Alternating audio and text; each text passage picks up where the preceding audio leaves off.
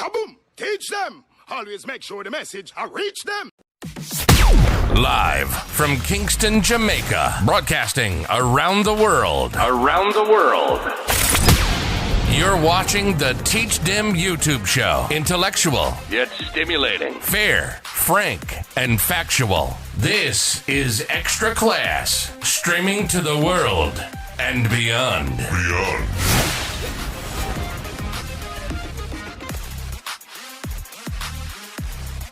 You know, it's Teach Them, the #1 intellectual blogging panel on the YouTube channel.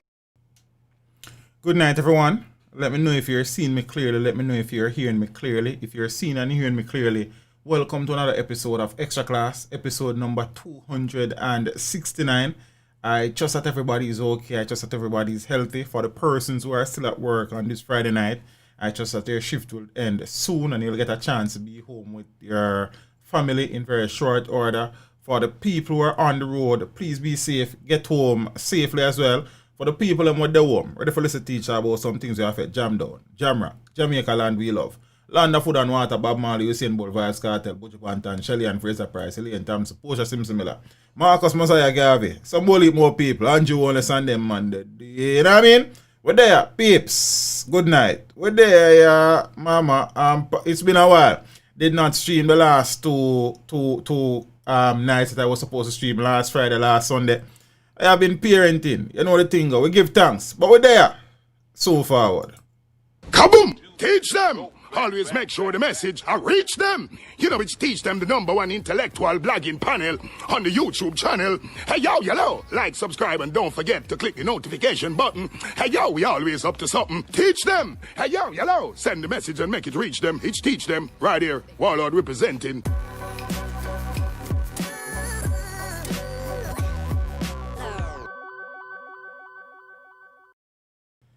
Yeah, man, so all nice and decent people, big up on a nice, clean self. You understand? For the people who are there for the first time, well forward to the building, well forward to the class. You know what I mean? For the people who are there week in, week out, day in, day out, manners and respect to the ones. And for the people who were wondering if everything was okay on Friday night and Sunday night, yeah, man, I was just exhausted.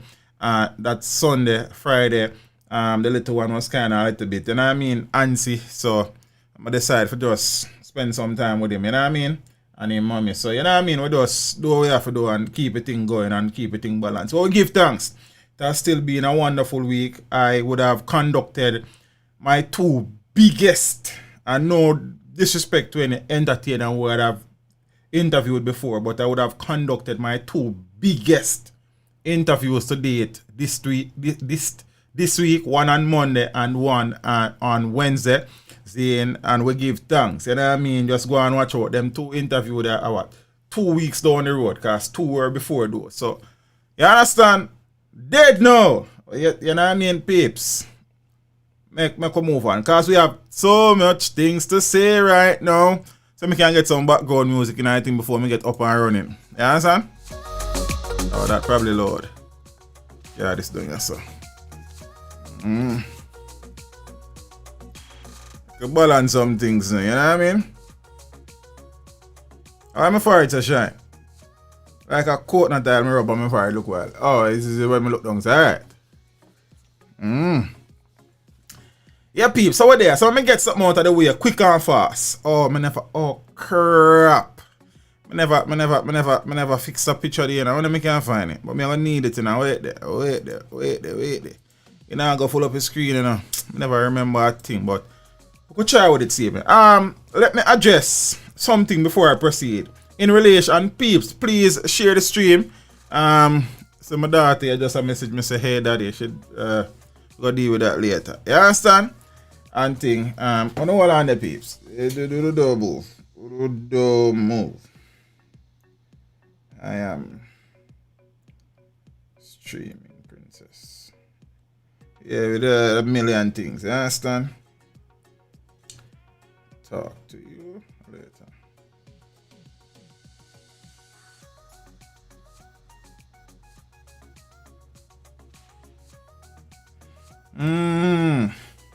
Alright. Let me clear up a little thing, because I did a video yesterday in relation to a policeman who was on suspension for some time that was killed in Inwood Village on the outskirts of Spanish Town. Oh, okay. She said she actually watching the stream. I'm gonna see her in the stream. Okay. And good night, Miss Williams. Hope you're okay. Apparently, alright, so the title of the video is The Backstory on Slaying Suspended Cop Newton Bentley. Seeing Mr. Bentley, as I said, was shot and killed by unknown assailants at a construction site for the NWC sewage treatment plant in the Inwood Village. He was on suspension from the JCF for some 18 years. That within itself is a next story and a half. You understand what I say? So, we'll soon get to that. Apparently, the backstory was his story per se, Zane, and also he would have testified against another police officer in another case.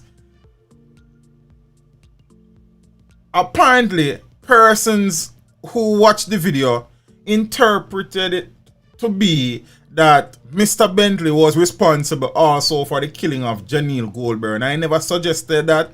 I never in any way, shape or form try to mislead anybody. All I was simply doing is provide some background information, trying to give some context as to who the man who was killed. Yeah?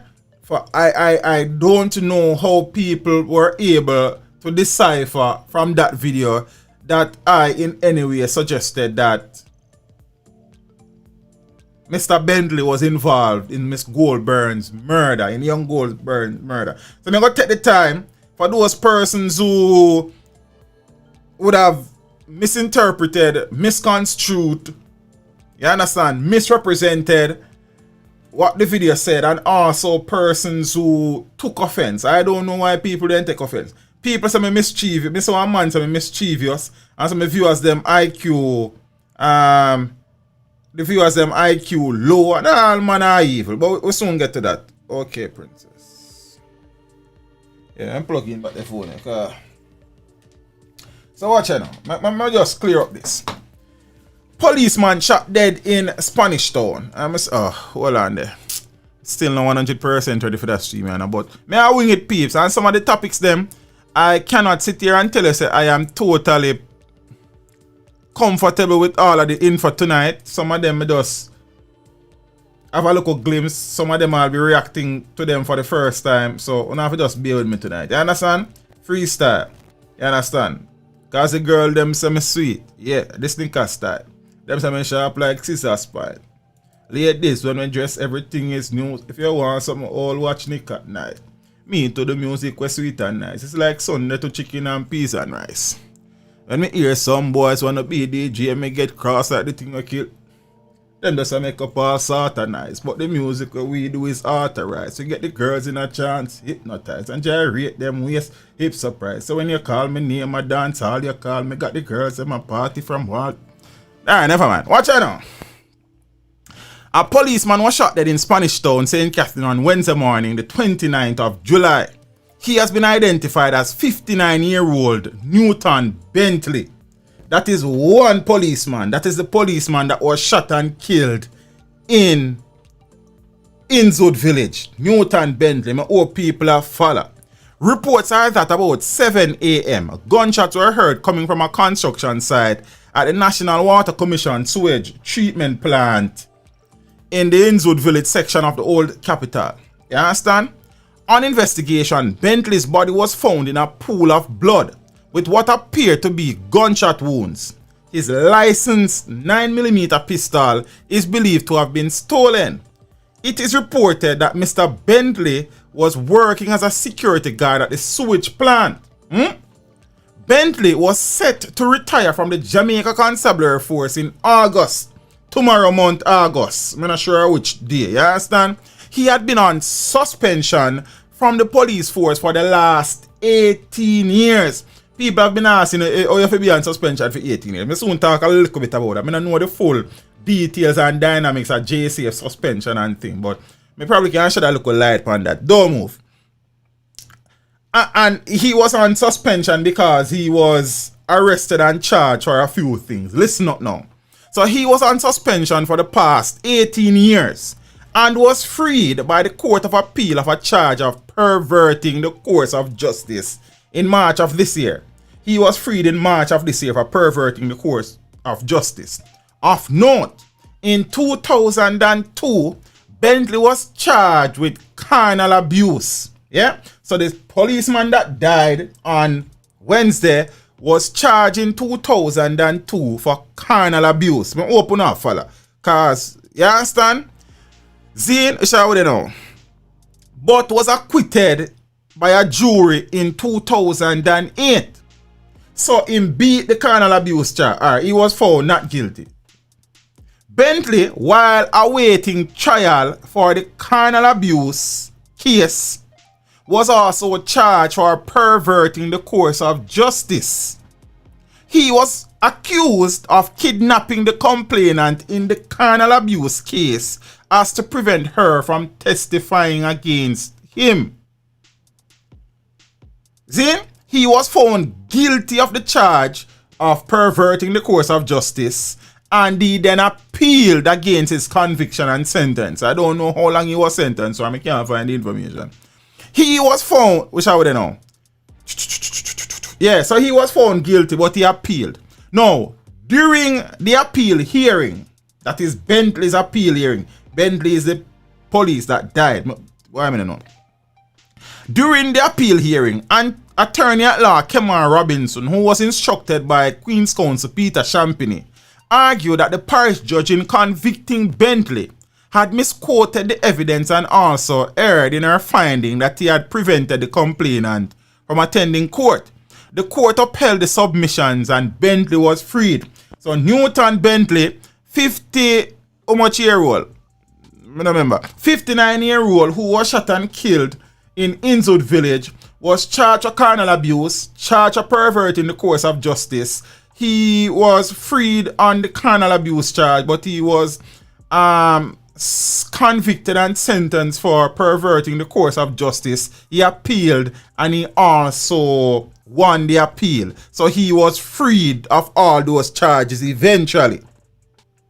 He was on suspension from the force and he was allegedly working as a security guard at the National Water Commission's sewage treatment plant in the Inwood Village sections on the outskirts of Spanish Town when he was attacked and shot on Wednesday morning about 7 o'clock, and it is reported that his licensed 9mm pistol was also stolen. That is a part of the backstory. I also proceeded now to give some more information, Zane, to give some more information on Mr. Newton Bentley because of backstory. Zane, I went on to say, in 2012, he also testified that he heard another policeman, Constable Rashawn Hamilton, telling at least 2 cellmates at the Central Police Station that he was being held at, that he killed 14-year-old Janiel Robinson. So let me break that down for some people and not get it.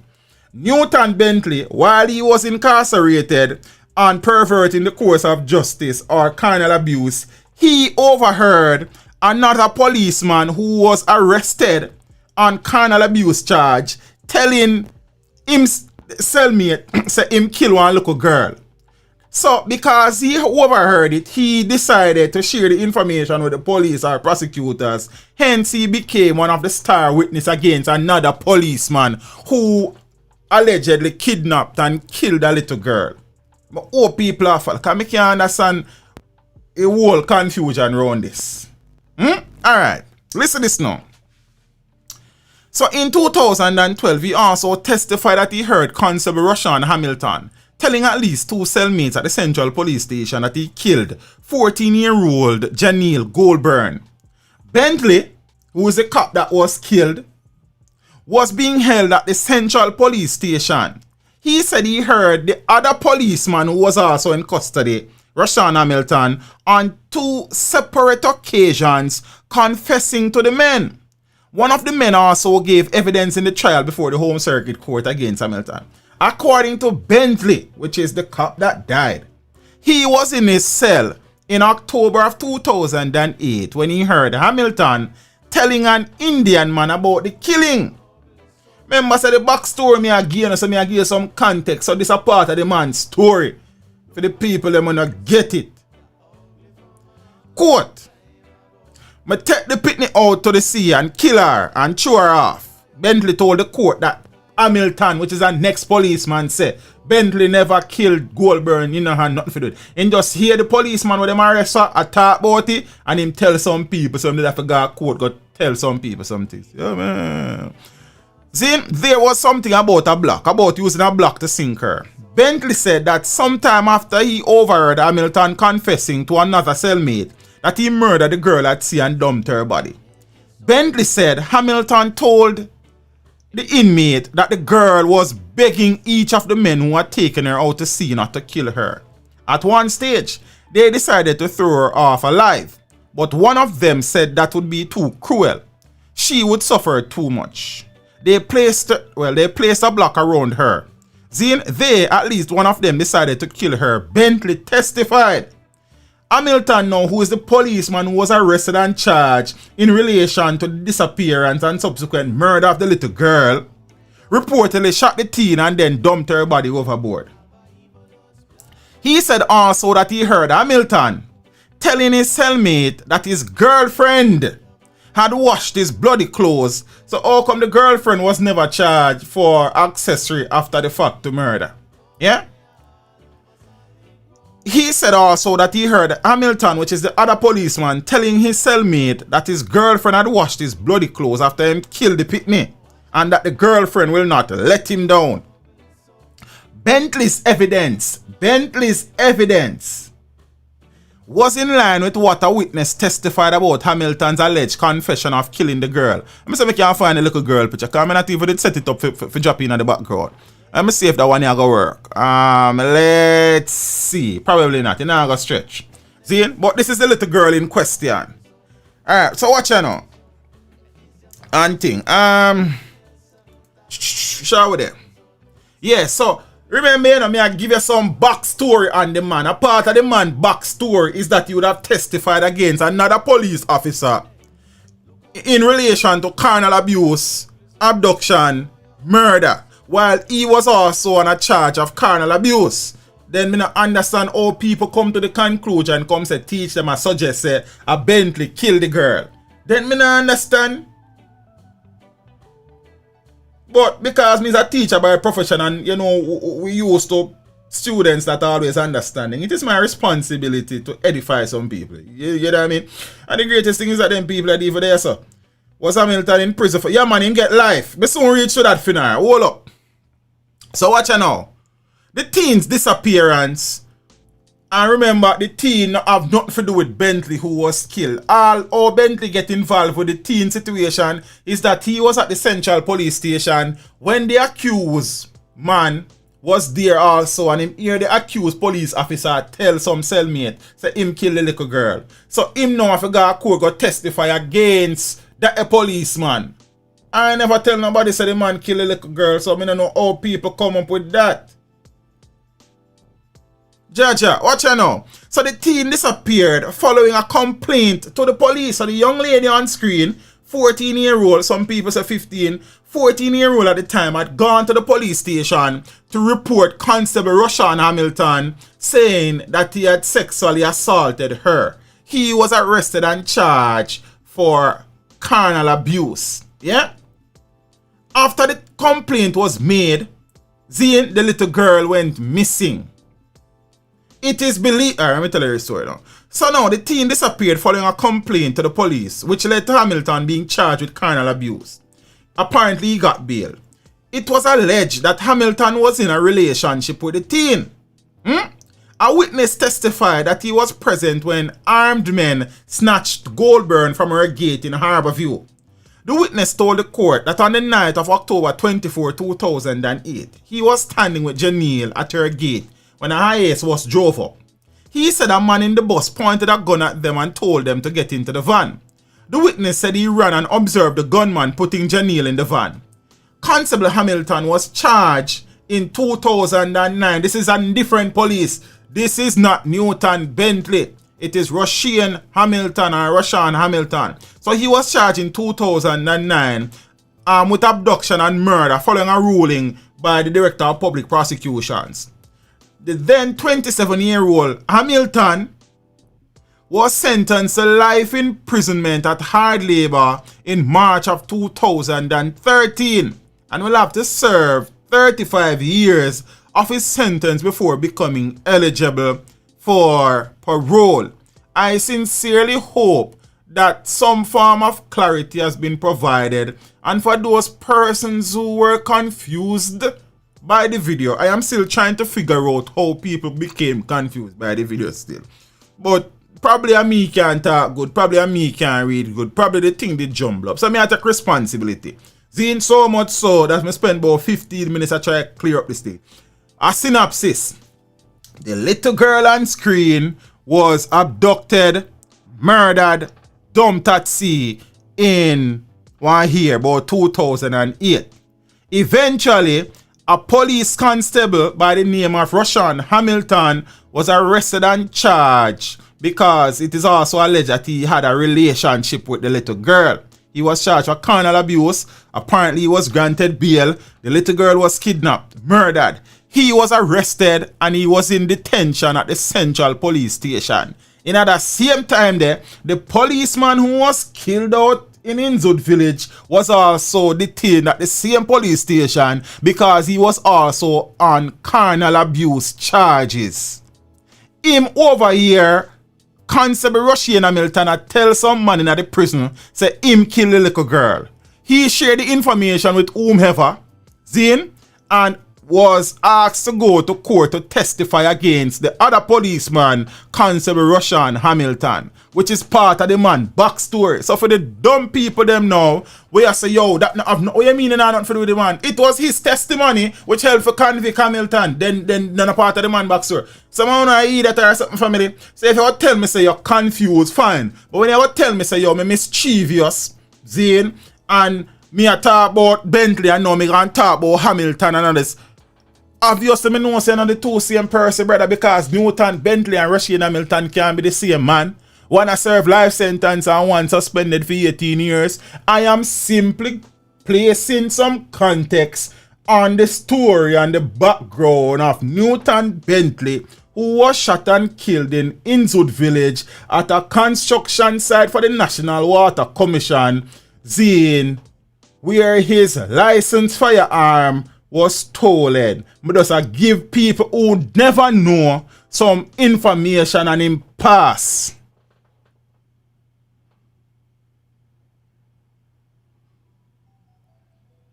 Eh? All we need for do is just listen, man. Just listen. Jaja. So, me never tell nobody say Bentley involved in the murder of a little girl. I said the face girl a chubby rasta. Yo, me want to do work and boy I don't even know rasta. I teaching boy I don't even know. I don't even know. Sure. Militant 007, big up yourself family. Yeah, peace. So I hope say there was some clarification there, sir. You understand? I could deal with some other things. Come here, yo, our time now, early. How far we go tonight? You understand? My be is a teacher, but I try them deaf. Yeah, but me I look on somebody comment, man, and accuse me of being teach them of all person on YouTube of being mischievous and misleading. This a big head boy, you know. Of all the big head people them in our world. You understand? See, so I go on, Neds, me I breathe easy, man, but me don't understand people. All them need for do is just listen the video. You understand me? I say, all I was simple doing is providing some information on the police officer who died. His story, Zane, intersect another policeman's story. And all me I show people is the story, and you hear say teach, I said the man kill the little girl. Then, yo, Jaja.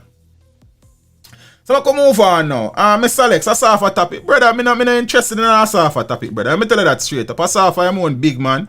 You understand? Him and him baby mother didn't for sort out them things. That's not my business or my prerogative. More important things happening in the country. Big up yourself. Watch out now, peeps. I deal with a situation. There is a particular attorney at law who has been riding high recently. You understand? He has been involved in a number of high-profile cases and some things surrounding himself also. Because I also remember a few months ago where he and the Ministry of Justice was at odds because he had applied to become a justice of the peace and his application was rejected because it turned out that he was an ex-con and would have served about 10 years in the United States on drug-related charges. He was also convicted in Jamaica for drug-related charges, but I think those charges was expunged. Expunged by who and expunged when, I cannot say. But Mr. Buchanan has done well for himself. You understand? He has risen above his early troubles, and he is now one of the go-to attorneys in Jamaica. Yeah? However, I think Mr. Buchanan kind of start drinking more Kool-Aid and him start believing in him own hype. See, I'm thinking him actually a dangerous little part. You understand? And as I say, all credit to Mr. Buchanan for what he has achieved despite the early setbacks in his life. You understand? As an educator, I have to give him credence for that. However, I kind of build back and some utterances that Mr. Buchanan has been making in recent times. I think Mr. Buchanan, the success is awesome, but don't let the success get to your head, brother. You understand? The moment we as people start drinking own Kool-Aid, then things start go down the drain. Zine? Mr. Buchanan in recent times have been involved in some situation. He's a lawyer for Jody and Ferran. Yeah, I mean a good battle at him a fight. He has been responsible for shedding some more light after Indicom did on inmates who have been in prison for a million years without going to court on them. So some do some good works. He's also the attorney representing Vybz Kartel in his local plight to get leave from the Court of Appeal to appeal their decision in the UK Privy Council. You understand? So he might eat some food. Zine? But me just want, as I look at you, where I look on the thing, I know sometimes you're the last person to identify, so we kind of drink our own Kool-Aid. Low Kool-Aid thing, brother. Low Kool-Aid thing. Can I watch ya? Mr. Buchanan would have made some statements recently against the Supreme Court, which has turned out to be absolutely false. You understand? He's also in a verbal spat with the Jamaica Constabulary Force because he basically say the Jamaica Constabulary Force is made up of dunce police officers with 5 CXC. Probably not his exact words, but we soon get to that. I mean, want to say to Mr. I sat in on a wall. Don't feel too tall. You know your name a call and you know what I mean, the money a build up like a wall, but easy, brother. Go easy. Watch ya. The Bar Association slams lawyers misrepresenting the High Court judge. So Jamaica Bar Association has dismissed as inaccurate media reports that a High Court judge has ruled as unconstitutional the prolonged detention of persons under the ongoing states of emergencies. That claim, attributed to Supreme Court Judge Justice Bertram Morrison, had been widely reported in sections of the print and electronic media. And the print and electronic media need to take some responsibility too, because them can't just take the word of a lawyer and run go print it or do story upon it. All they needed to have done is get the written judgment from the court, then formulate them story. Zane, alright, watch out now. I'm going to deal with that little thing. Because this Justin Goff brother kind of a drink him on cool later. Because every night him come here and realize that the moderators them have a hard fight. I may I give him, as a good teacher, may I give him one more chance at redemption. You understand? So if him feel like say, him will come here, come give problem, but just go block him. Argument done. You understand? Can violate orders a few streams back, you know. And I laugh it off. Zane, brother, is either your bill or a block and cement. Zane, Genesis 1, big up yourself in the family. You know, I appreciate the support, you know. So watch out now, peeps. In a statement issued on Thursday, the Jamaica Bar Association urged media organizations to rely on the written reasons offered by judges and not solely on the words of defense counsels. I am no lawyer, but I have seen in the past where lawyers have come to the media in order to sow seeds of particular trees where them want to bear. A lawyer is a lawyer. A lawyer does what lawyers do. They try to get them clients off. And they will say anything in front of cameras and to reporters. And also they will attempt to sow certain ideas and notions in the minds of the public. See? The media houses have to stop behaving like social media vloggers. The media houses have to learn to separate themselves from the next level. Vloggers, they are the next level to the media houses. I may accept that. See, the gleaner and teach them not supposed to be on the same level yet. Them not to come down to teach is teach them to go up to feed them level. And the observer and TVJ.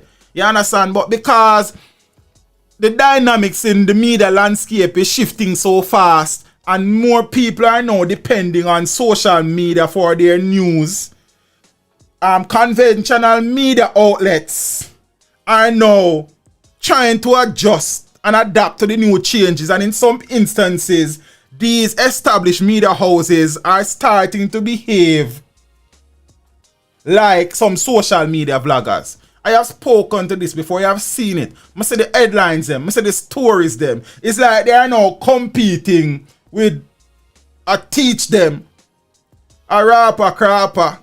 You understand me? I say a politics watch, a soul flow, and them people there.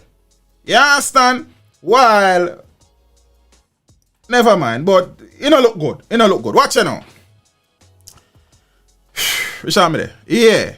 So in a statement issued on Thursday, the Jamaica Bar Association urged media organizations to rely on the written reasons offered by judges and not solely on the word of defense counsel. Then I don't need the Bar Association to tell me that. Life with Simone and family. Good night, Empress.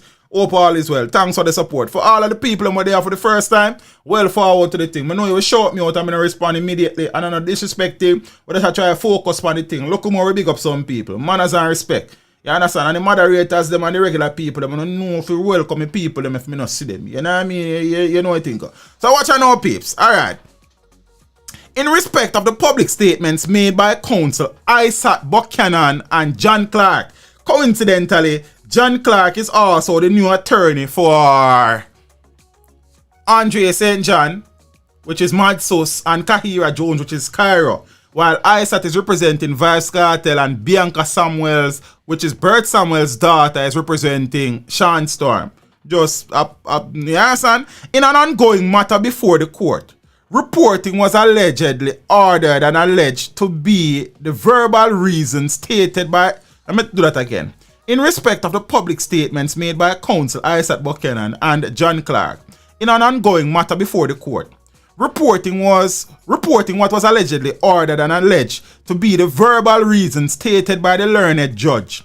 The Jamaica Bar Association has not been able to independently verify what was said in court by the learned judge.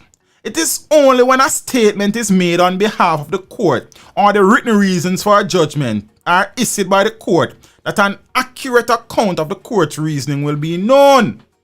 It added that what is clear today is that the judge did not rule that the prolonged detention of the 5 men who were the subject of the applications for habeas corpus made by Mr. Isaac Buchanan and Mr. John Clark was unconstitutional, nor did the judge order their release.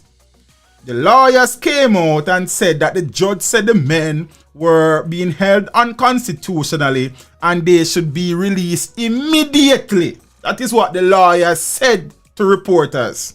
Yeah? Ramon Jones, big up yourself, look, brother. I'm mad. Now, I open a follow, you know. Open a following.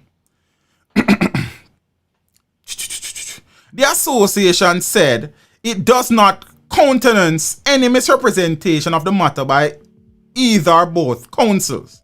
Additionally, JAMBAR, which is Jamaica Bar Association, said it does not condone misstatements nor misrepresentation of rulings of the court or the proceedings before the court, particularly while a matter is still in front of the courts.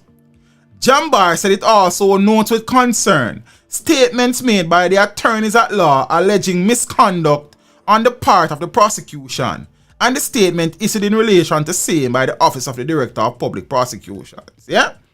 We remind all attorneys at every level that they are to abide by the canons of professional ethics and in particular those that concern their duty to maintain the dignity of the courts and the integrity of the administration of justice, said JAMBAR. We can go on and on with this, but what I want to say here, sir.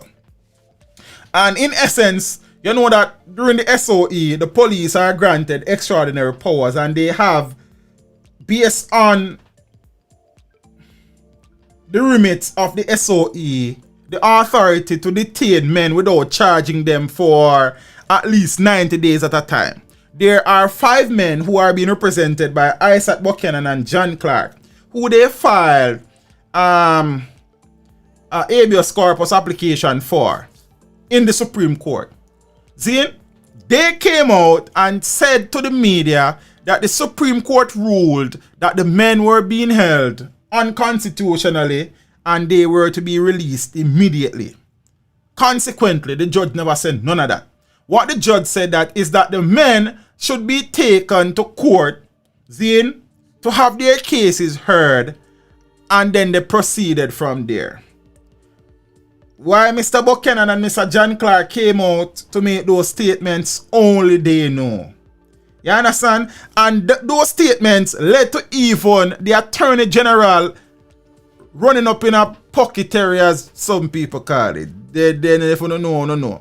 You understand? Because she would have responded to what was supposedly said by the High Court, Zine, through Mr. Isaac Buchanan to the media, and she would have made some statement that she had to apologize for.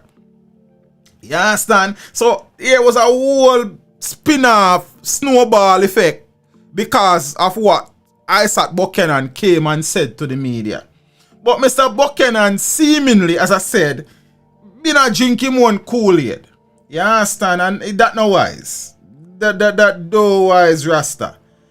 Mr. Isaac Buchanan, pocketary kind of mean as far as colloquial language, the anus. But in Jamaica, we kind of the BH. You understand? I mean, the grandmother used to tell with that. Mr. Buchanan further tick off some more people when he said some things in court. Cops blast Buchanan for uneducated comment. Yeah? This is what happened. So, chairman of the Police Officers Association, Senior Superintendent Wayne Cameron, is angry about recent comments made by attorney at law Isaac Buchanan, in which he labeled police officers as uneducated with 5 CXC subjects. Me know a man when I have no subject at all who is far more able to have a sensible conversation and make far more logical and rational decisions and people have them PhD, Mr. Isaac Buchanan, sir. You understand, sir? Zin? So, in order to be bright in Jamaica, you have to have 8, 9, 10, 11, 12 CXCs. Is that me I see here, sir? But hold on, we soon come to that. The comments were made on a recent broadcast of Radio Jamaica's evening current affairs show Beyond the Headlines, which explored the issue of the government's ability to indefinitely detain people during the state of emergency, pursuant to Section 33 of the Emergency Powers Act. The discussion was in relation to a case before the Supreme Court relating to 5 men detained under the state of emergency detention order signed by the Ministry of National Security. Yeah? During the radio interview, Buchanan, who forms part of the legal team representing the men, asserted that the Emergency Powers Act is in breach of the Constitution and the Minister of National Security was, quote, acting on the whim of uneducated police officers with their 5 CXC subjects. The unconstitutional aspect, to put it in layman's terms, is that the minister is not allowed to twiddle his thumb or drink his coffee and decide who I will detain today and will I say can never go home until I say so. The Constitution, as you know, is a done of all dons. What was certainly put before the court today and the decision of the court is that you cannot arbitrarily take away the liberty of the citizens of this country because you are acting on the whim of uneducated police officers with their 5 CXC subjects. Unacceptable, and I am very unapologetic about saying that, because all the information that the minister flicks with his pen comes from the foot soldiers, who sometimes have personal vendettas against these young men, and we cannot turn ordinary men and women into criminals. This is not what the drafters of our Constitution, the Charter of Rights, which is recent, would have envisioned, said Buchanan in the July 22nd edition of Beyond the Headlines. Yeah? Mark, you know, me now go sit down here and pretend saying have some police officers out there who are very irrational, who are very illogical, who are very unprofessional, who are not very articulate, you understand, who behave imbecilic sometimes, and in real layman term, behave like they're not sensible. You understand? But when Mr. Buchanan, I go say, basically, say, most of the police officers, them are dunce, because them have 5 CXC, then that is totally unnecessary. Zane, Chronic say, just pointing out the import, family tertiary, let me tell you this, brother, as a teacher, as an educator, some of them qualifications are just on paper thing. Some of them people are with some whole heap of letter after their name are idiot. Yes, and a whole heap of letter after your name that means you're sensible. It means you have some qualification on paper. Some of them money with them whole heap of letter you back of them name, I pay people for do them thing and some backdoor deal and them something. Yes, and I say, so don't get tricked by the thing, family. You understand? As I tell them, I know man when I have 1 CXC, we're far more logical and rational than some man who call himself doctor this and doctor that. So don't get tricked by the thing, family. You understand? I say, yeah man, remember that. So watch you now. Watch you now.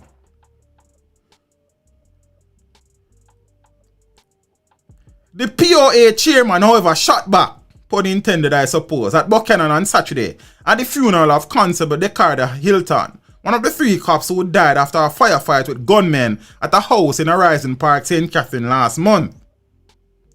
Matthew Part, my name soup, then not do what you want to do, man. Then you work, and I work, and I work, everybody I work, so make we see you gonna. Watch out now, peeps. Listen what the police officer said. This is Wayne Cameron. Quote, no convicted felon has the moral authority to refer to the police as uneducated. Cameron said in reference to Buchanan's 1996 drug case in Jamaica, which was expunged and the subsequent 1999 drug conviction in the US, which saw him spending 10 years behind bars. SSP Cameron added that, despite Buchanan's comments, any police officer can choose to attend law school. However, Buchanan, he said, cannot enter the police force. We have members of the JCF who are lawyers. We have members of the JCF with PhDs. We have lawyers at various ranks from constable to deputy commissioner of police. Any policeman in the country today can make the decision to go to law school once he or she satisfies the prerequisites. I dare Mr. Buchanan to join the JCF because no one with a criminal record can be enlisted in the Jamaica Constabulary Force. No individual, irrespective of your status in life in this country. It does not matter. You cannot become a member of the Jamaica Constabulary Force with a criminal record. So he cannot become a police officer. We can join the legal fraternity any day, SSP Cameron said. Yes, he has angered some persons here. He said he was unapologetic about it, and we are unapologetic about anything we are saying now.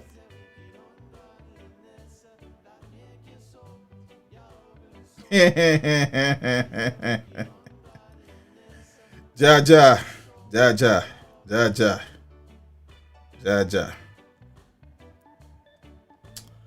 Some only part of the good things say, but this is it. And let me point this out clearly. I am in no way, shape, or form in support of arbitrarily rounding up men and detaining them for extended period of time without charges being laid against them. I am not in support of that.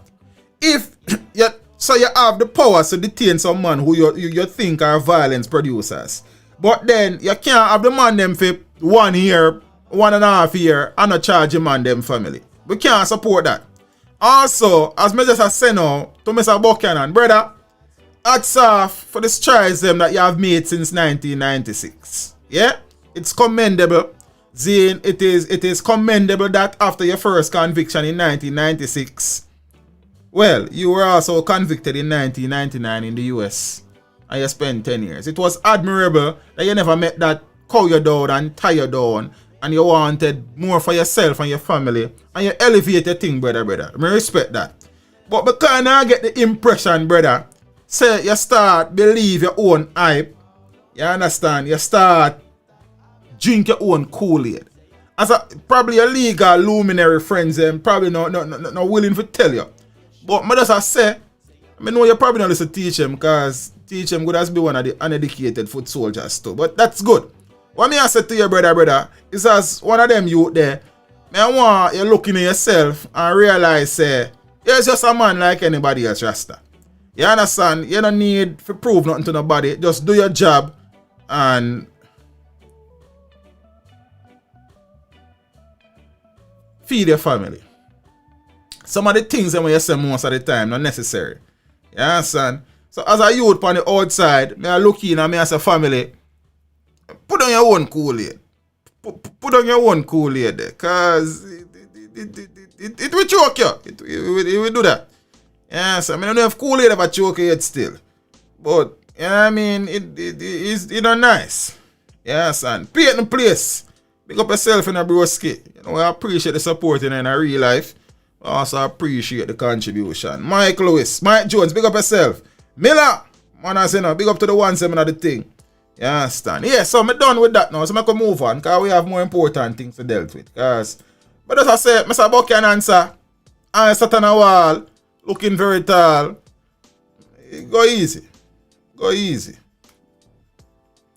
Peeps, the police would have had a relatively good week in terms of the recovery of guns and ammunition in the country.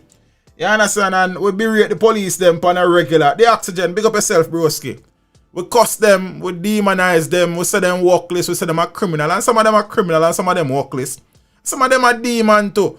But you have good police officers out there, so we give thanks to the good ones them. You know what I mean? And we encourage the police to continue their fight to rid the good police them, that is the country, of as off as many illegal guns and ammunition as is humanly possible. You understand? We know that the number of guns that comes in far outweighs by miles the number of guns that are retrieved by the police, seized by the police. But every gun off of the street is one gun off of the street. You see it? The police would have had a fairly good week. And we have seen many good weeks with the police in relation to this. But we have to talk about it. Because if the police them do something wrong, we can't cuss them. So when them do things good, we can come link them said speed. You understand me? I say checking in on the Sabbath. My respect. Blessings in Brian. Manners and respect, you know. Happy Sabbath, brother. You know what I mean? Give thanks. Now, 2 high-powered rifles were seized in Salt Spring, St. James. Where the picture there? Yeah, I did that video like about half an hour before coming on live. You know what I mean? 2 more high-powered rifles were removed from the streets of St. James on Friday, July 31. The weapons were seized during a joint cordon and search operation conducted by teams from the St. James Police Division. Specialized operation replace mobile reserve. I could be wrong, but I could be right. Nobody would fight. Zine and also members of my favorite institution in the country, the Jamaica Defense Force. I don't know if I never was teaching, I would have been a soldier. Then I'm probably my street. In the quarry community of the parish, they would not hide that. You understand? Reports are at about 5 a.m. An operation commenced during me hole, you know. Need them a giveaway and then sitting there. With several premises were searched. I'm gonna fix up about that. Reports are at about 5 a.m. An operation commenced during which several premises and open lots were searched. 2 firearms, an M16 rifle along with a magazine containing 18 rounds of 5.56 ammunition, as well as one 9mm submachine gun along with a magazine containing 59mm rounds were found in an open lot. No arrests were made in connection with the seizure of guns and ammunition. However, 7 persons were detained during the operation under the state of public emergency. This follows on the heels of another operation earlier in the week where a whole heap of guns them find. So this are today. So these are 2 more shoes off of the street, left some more man bare feet. You know what I mean? But earlier in the week, the police them running again.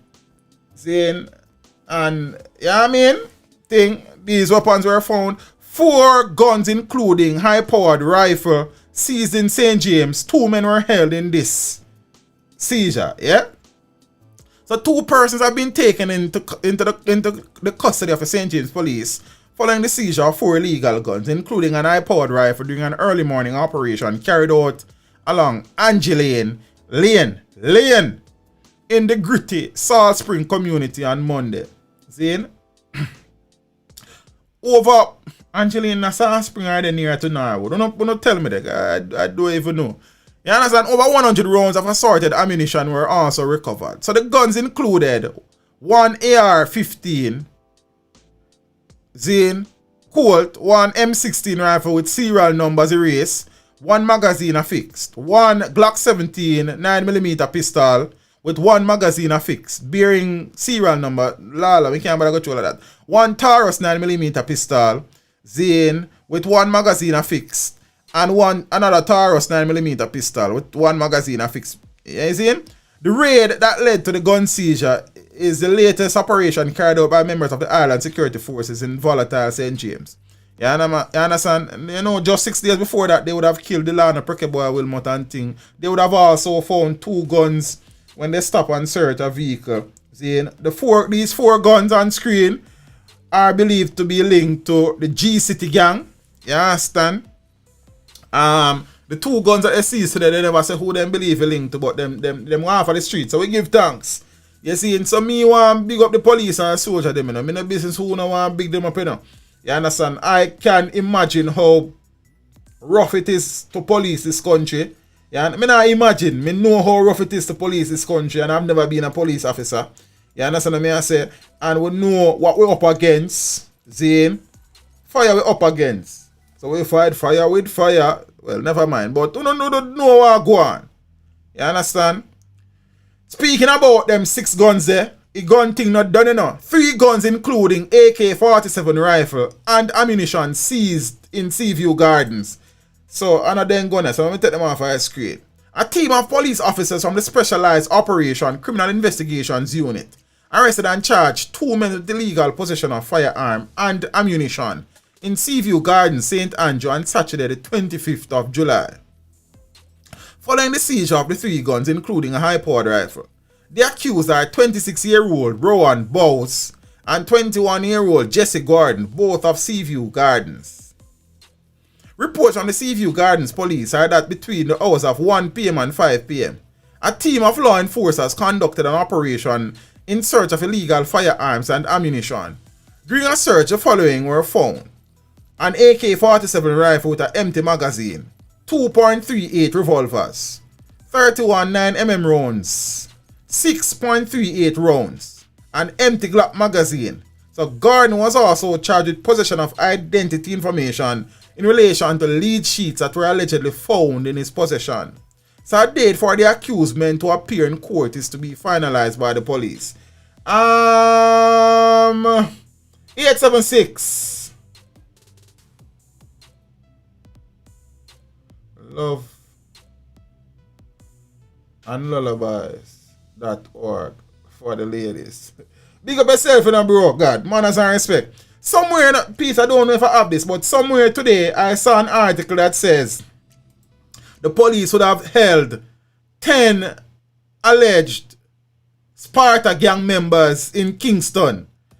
I don't know if I script the article, but if not, I talk about it Sunday. So basically, the man them involved in a scamming right here, so because they found identity information, lead sheets and the works plus guns. So the man never use a scam money to buy guns. And I mean, that has been the trend since the whole scam thing forwarded and thing. Boy, I don't even know Rasta. Alright, I go watch us up. I don't know how much it costs for one of them guns. For one of them guns back at me. But right now, back at me, I estimate, so you have at least $500,000 Jamaican dollars in guns and ammunition back at me right here, so. Somebody can correct me, because I know some people in here are more affair with guns and ammunition than teach them. But just looking at this, and all of them guns that were found one place, one relative location. You understand? So now, I assume say at least $500,000 Jamaican dollars out of guns and ammunition the back of me, so. Probably more. Zin? Teach 180 to 200k for a hot tool. You understand? And we have how much tool back away? 4 tool. So you can assume so the AK, the M16 would be more expensive than the handguns, yeah? So then, right here, so, we have money where we can start a small business. And all business start out small. See? So, if I want to follow me and say right here, see, you know, we have this tendency to say the youths them take up gun because nothing go on and them can't get no work and them something there. I don't know how much you run of ammunition because I not buy no ammunition. See? But some of the same man them where I use them guns here, and some of the same man them where I say nothing go on and the government no business with them and them something there. The man who own them gun here because it could be one man, you know. You understand? Because he might probably the done, the man. Why we don't use the money where we use purchase these guns to make our brothers and sisters blood run? Invest in a legal establishment and businesses.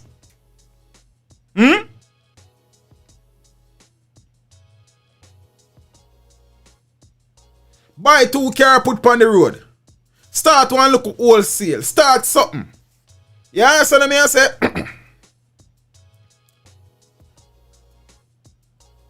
Instead, the man them invest their money and buy guns to kill them brother and sister. Sometimes literally them own brother and sister. When I say brother and sister, I just mean Jamaicans. But literally sometimes they own brothers and sisters.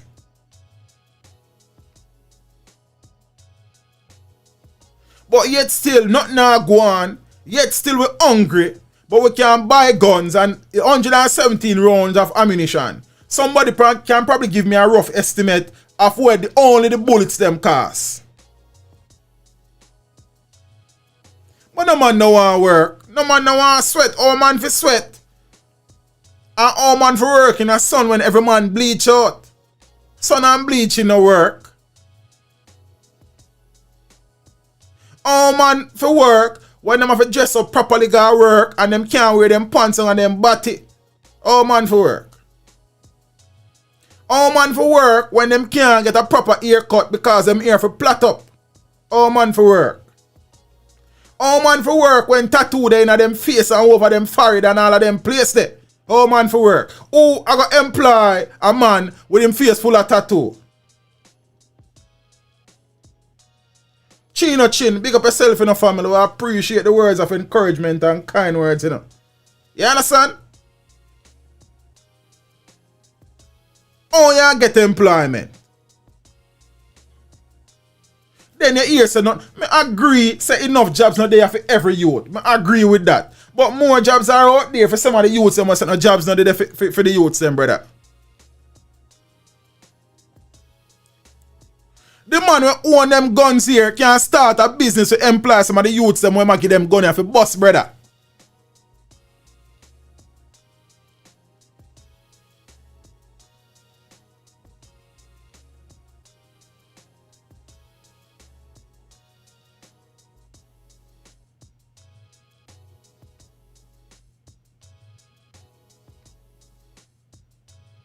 I don't understand the man them rude boy.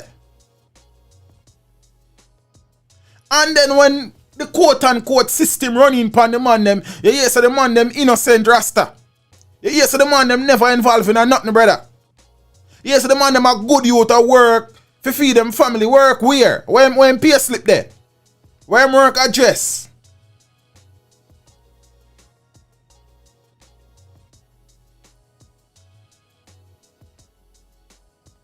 Teach them. I see man a come and Arca recruiting last week with tall hair. Brother, man them not serious bad twin. You feel what I say? The same man them will love gun, you know, brother. The same man them will love the gun, them, you know. When the police force a recruit, them not show up, you know. When the military a recruit, them not show up, you know. When security forces, security companies a recruit, them not show up, you know. Zigzag, go and broski. Them prefer have a gun where police are gonna run up and down back of them for brother. And them can go in the Jamaica Constabulary Force or the Jamaica Defense Force and them have gun at them disposal daily if a gun them really love. But no man no want sweat. Some of the man them no want to have them makeup because of makeup. Some of the man them are wear rasta. Them can't burn up them bleaching. Yo, it think a joke, brother, man. You understand me? I say, how much money they were coming in that picture they right there, so. How much money? And probably the person who is responsible for them gun here have whole heap more gun. Why the man who have them gun here couldn't buy some taxi put on the road for give the youth them where you bust them gun here for drive? Buy some car for rent. Build 2 apartment complex. Some Airbnb.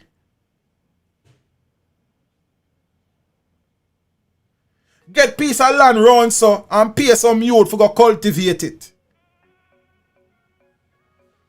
Buy some weed whacker and some lawnmower and build one local landscape company so you can provide some job for some youth. Build up a little place and buy some sewing machine and get some tailor and some dressmakers to build some garments for people because people wear clothes. Yeah?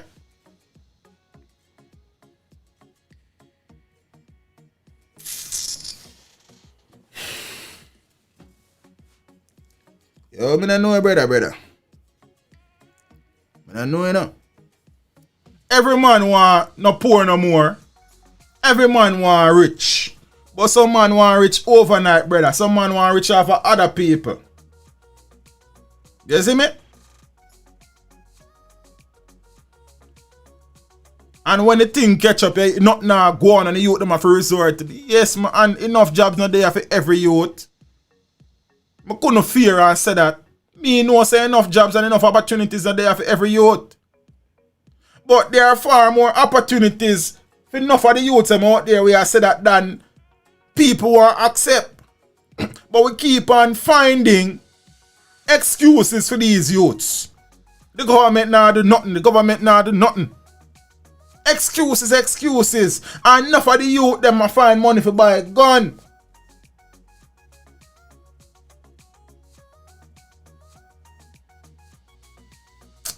Joke thing, man. Joke thing. You understand? And when police burn some of them here, so the man them innocent, brother. You understand? The man them never even kill a mosquito in them life. A be a mosquito bite on them skin. Can't even mosquito them kill. You see me? All them do is work and take care of them parents and them grandparents and them kids. Where them work? What the address on them pay slip? I see them last 3 pay slip. Which bank them money got to? Who it a come from? Yo, we in a trouble, you know, people.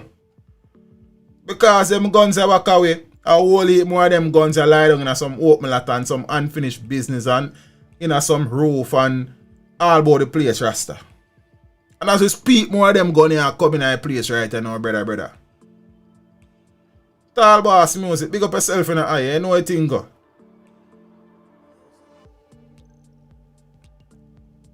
You feel me? Me see man a comment say, yo, I easy buy about that man. The police them can't do nothing right for some man of the country. Lord the man them gun. Some of the same dirty police are gonna sell them. That's the mentality where some of we have in a thing in a road, boy.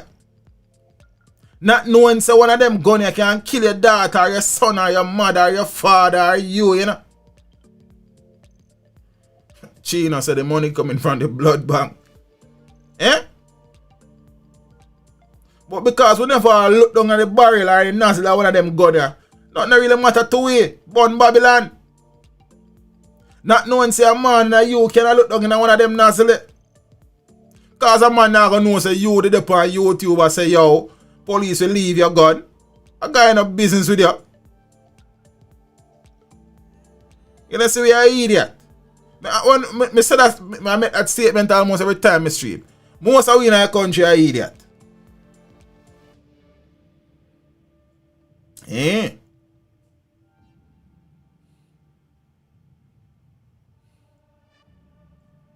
Joke thing, but every man want rich and happy, but when they get the chance to rich and happy, them dash it when I run up and down and hide in a bush from police. Then me not understand. You know how much people die for our freedom in this country. You know how much our foreparents fight and die and were hanged and shot for us to be free men and free women in this country. And some of we have spent our life and run up and down because we dash our freedom. It's bro God, so remember the politician from St. James that involved in an illegal gun.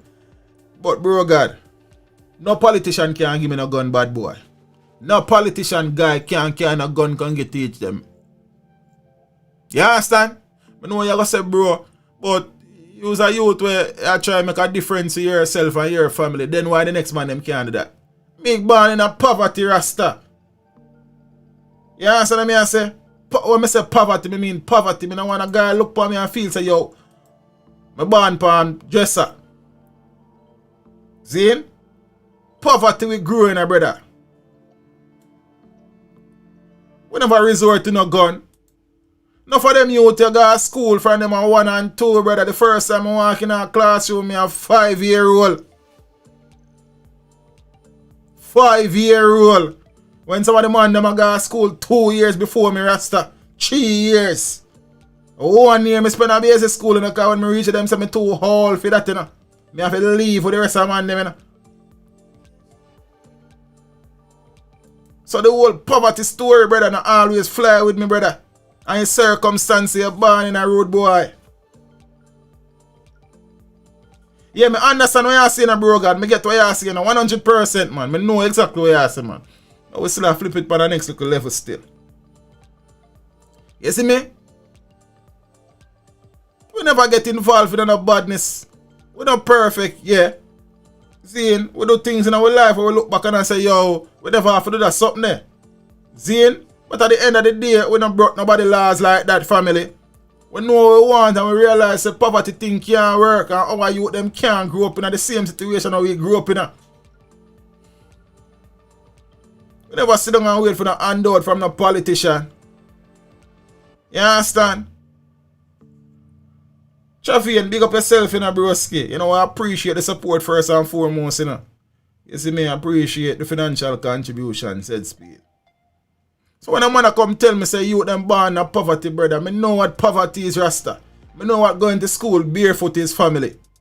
Me know you get one shoes where everywhere you go, whether church, you go out, you go to school or the one shoes, and when it done, and a barefoot you walk. You get one suit at close to Grand Market. If you get none, you now get a next shirt and a pants till next year Grand Market, Rasta. We know bull and water go bed. We know nothing go bed, road boy. We know 6-7 people are sleep on one bed family. One room. We know the one bedroom there, so. The kitchen there on, so. The pit toilet there on, so, brother. You know, so Dr. Taylor, I don't get for listening him as much, but I think he's a very intelligent gentleman. You understand? One of the man I want what's best for the country, so I don't spend enough time listening. You understand? Every youth now have my mentality, but some more of the man them for have a mentality, man.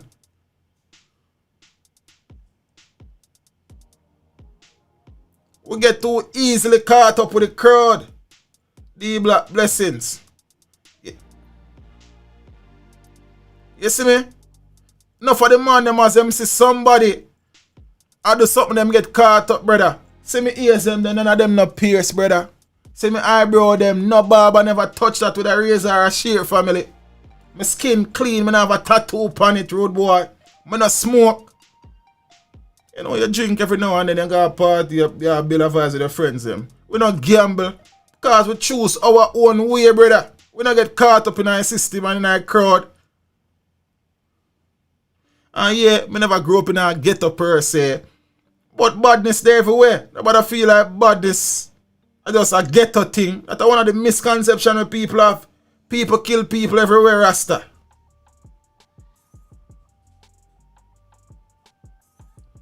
You them be looking at themselves and sort out them thing, man. And stop blame everybody for them situation. Take charge of your situation, man, and change your thing, Rasta. Cause you walk around and kill people here now. Then you don't feel say the man when you kill him have a son. We go either kill you or kill your son, and then your son go want to kill back a next man. And then the next man they want to kill back somebody, and the killing cycle never done, brother. Yo. No, I go on, you know. I'm going to move on, because that's about 2 topic out about 30.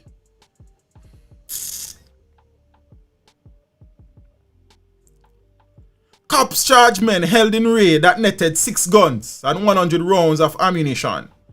So the 2 men who were held in connection with the siege of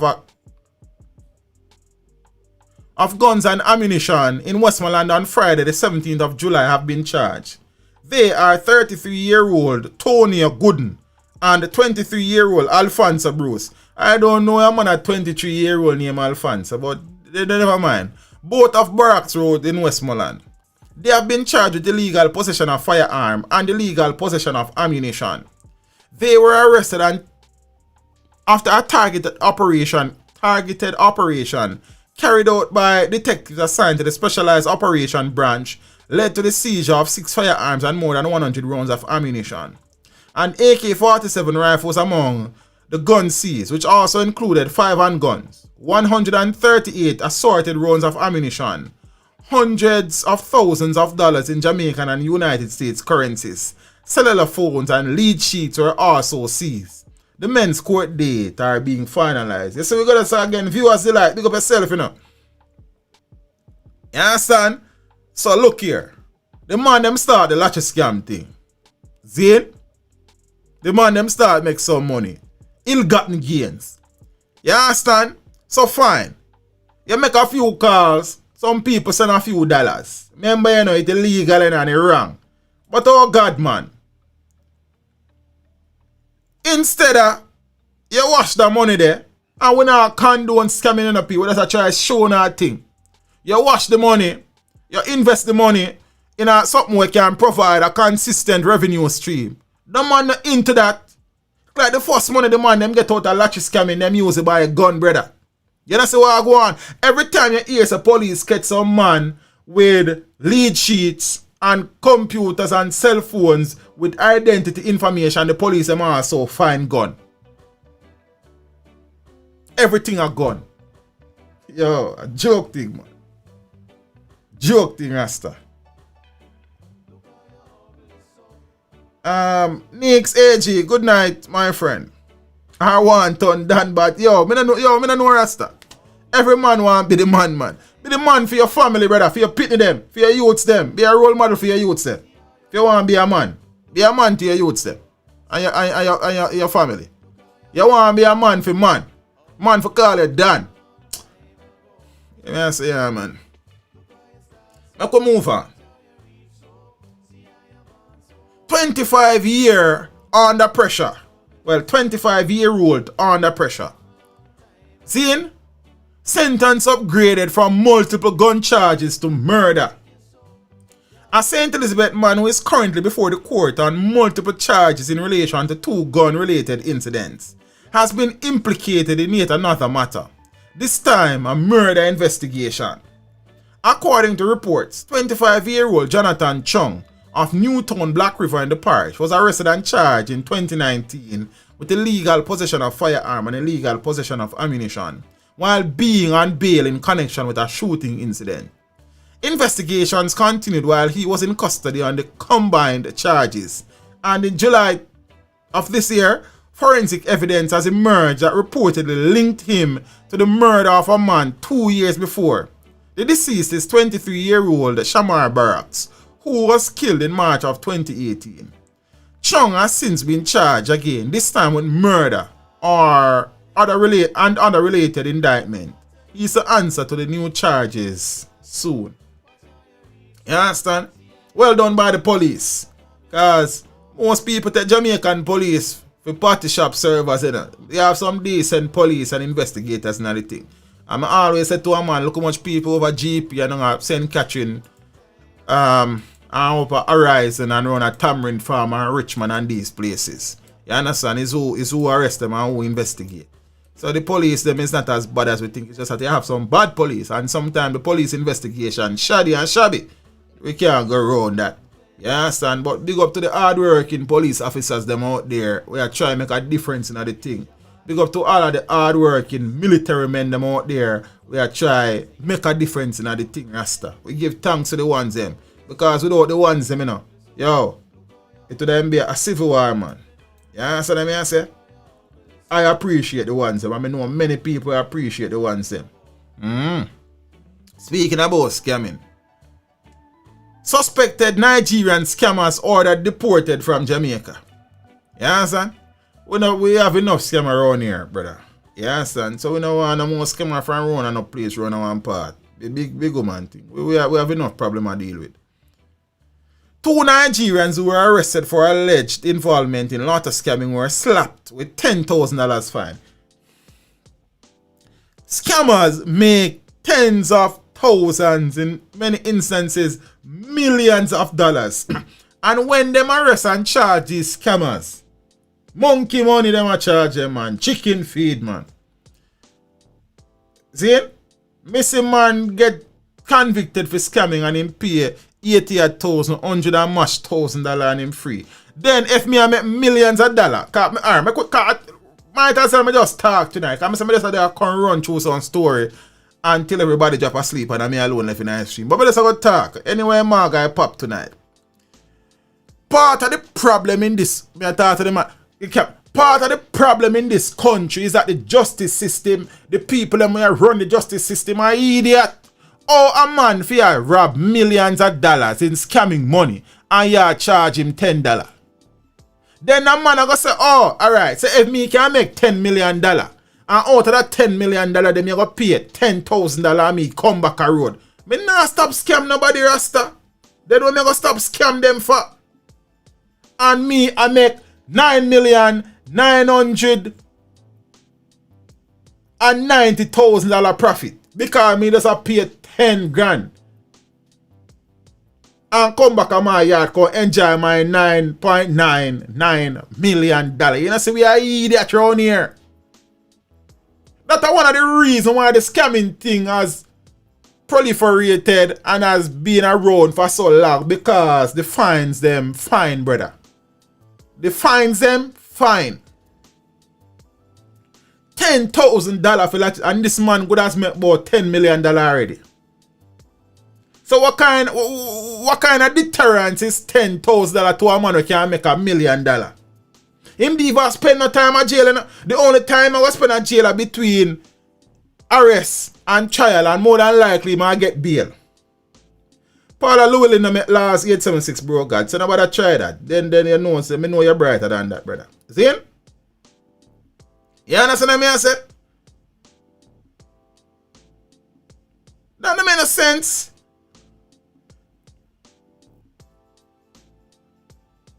If me know say me can pay $100,000 after police lock me up for scamming, and me know so when me come around me have one next $100 million put up, then me not go to jail every month, brother. I'm a monthly thing. Right now, me got handing myself to the police. Then they have to come and look for me. You understand? But then they have to come and look for me. You mean if a law need for change, Anthony, brother? A whole heap of things about the law don't make no sense. For example, you violate immigration laws and you got a quote $100. And they would have spent hundreds of thousands of dollars to get the matter to court and through the courts. And when you done, you $100 them charge you. When you then cost about one good $250,000 for that case to go through the courts. And we say we're serious about fighting crime. Man found with 10 guns and 10,000 rounds of ammunition. And he get 1 year for good behavior. He man forget 1 year for at least each of the gun, brother. And about 1 2 months for each round, sir. A joke thing, man. Eh? Man a commit murder and just go plead guilty and get 5 years. Joke business. But we got a parliament every day with a big belly. In some big jeep. With some... Yeah, what go on, man. And with knock decks and cuss one another. And the country's affairs. No matter, brother. Eh? Joke business, man. But it no matter because them know say every 5 years them just need some curry goat and white rice or some curry chicken and white rice and a couple of Q of rum, flask of rum and a couple of 5 bills and them good. Cause you can vote them in back. Eh?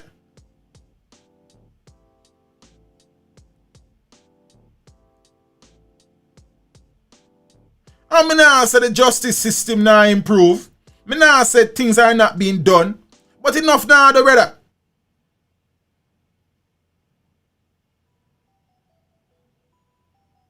Why am I talk so loud? I'm good as upsetting. Let me check. My upset meter.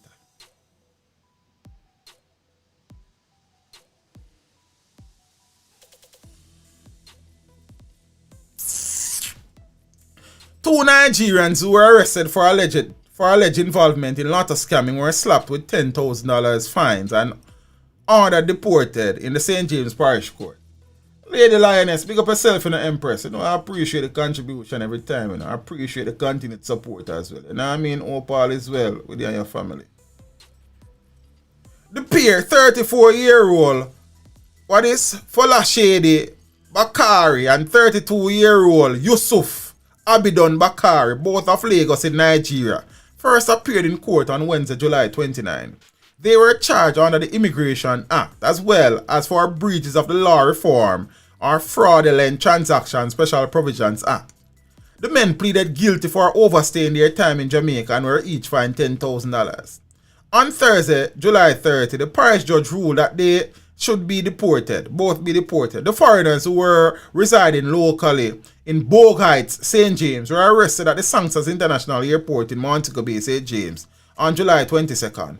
The two were reportedly collecting packages at the cargo section of the airport when the package was searched and customs officers discovered that they contained bank cards. They reportedly could not satisfactorily account for the items, and the lottery scam task force was called in. During the investigation that followed, identity information belonging to other persons were allegedly found, and the Nigerians were charged by the police. Yeah, man. Remember we said Jamaican police no good? I'll give you an next example. Say, you have good police in the force. Now hold on, watch it. Ballistic test link slain gangsters gun to double murder. I slow that down for you. So you know what I mean? Big up to the people that we dislike history. Manners and respect. You see? Ballistic test links slain gangsters gun to double murder. Police investigators are now satisfied that they have identified one of two men involved in the fatal shooting of 12-year-old Cavell Jacket and 33-year-old Rajay Allen in Palmer's Cross, Clarendon in May of 2019. Investigators say ballistic tests have confirmed that a gun taken from slain alleged gangster Nicholas Johnson, otherwise called Bum's Eye. Bum's Eye. Gangster, what your name? You know, I and I a Bum's Eye, them call me, you know.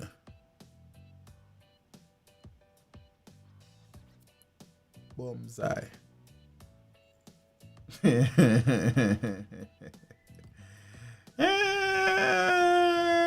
Jaja. Bum's Eye or Bogue's Eye was the murder weapon, while an eyewitness has identified him as one of the shooters. Now, according to the initial reports, the young girl and Allen were at home in Palmer's Cross when residents heard loud explosions and summoned the police. It was later discovered that two men had kicked off the door to the house and entered before opening fire on Cavell and Allen, hitting them all over their bodies. They were both taken to the Maypen Hospital where Allen was pronounced dead and Cavell was treated but later died as a result of the injuries. The scene was processed by the police and 9mm spent casings, 5 expended bullet fragments and blood samples were collected from the scene. About 4 months later, Johnson, who was on the Clarendon Police's most wanted list, was fatally shot during an alleged confrontation with members of the police force, and a firearm reportedly taken from him. A ballistic hit has since confirmed that the firearm was used in the killing of Allen and Cavell. A statement was recorded from an eyewitness and 9 photographs were shown to the witness, who identified Johnson as one of the two men who shot Allen and Cavell. The police say as a result of the ballistic hit and statement recorded from the eyewitness, permission was given to clear up the double murder. You understand? It is the Wild Cooking Show. Big up yourself, my brother.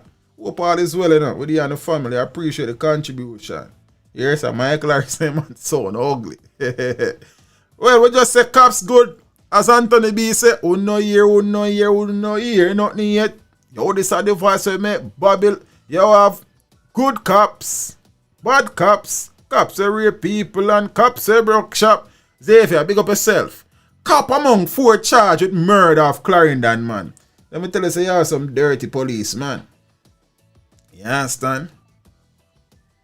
I saw you go militant, man. You know, I go to some of the same people that were involved, man, or them family, man. You don't know anything, I mean, you can't satisfy everybody, you know, brother. We never try to do that, you know.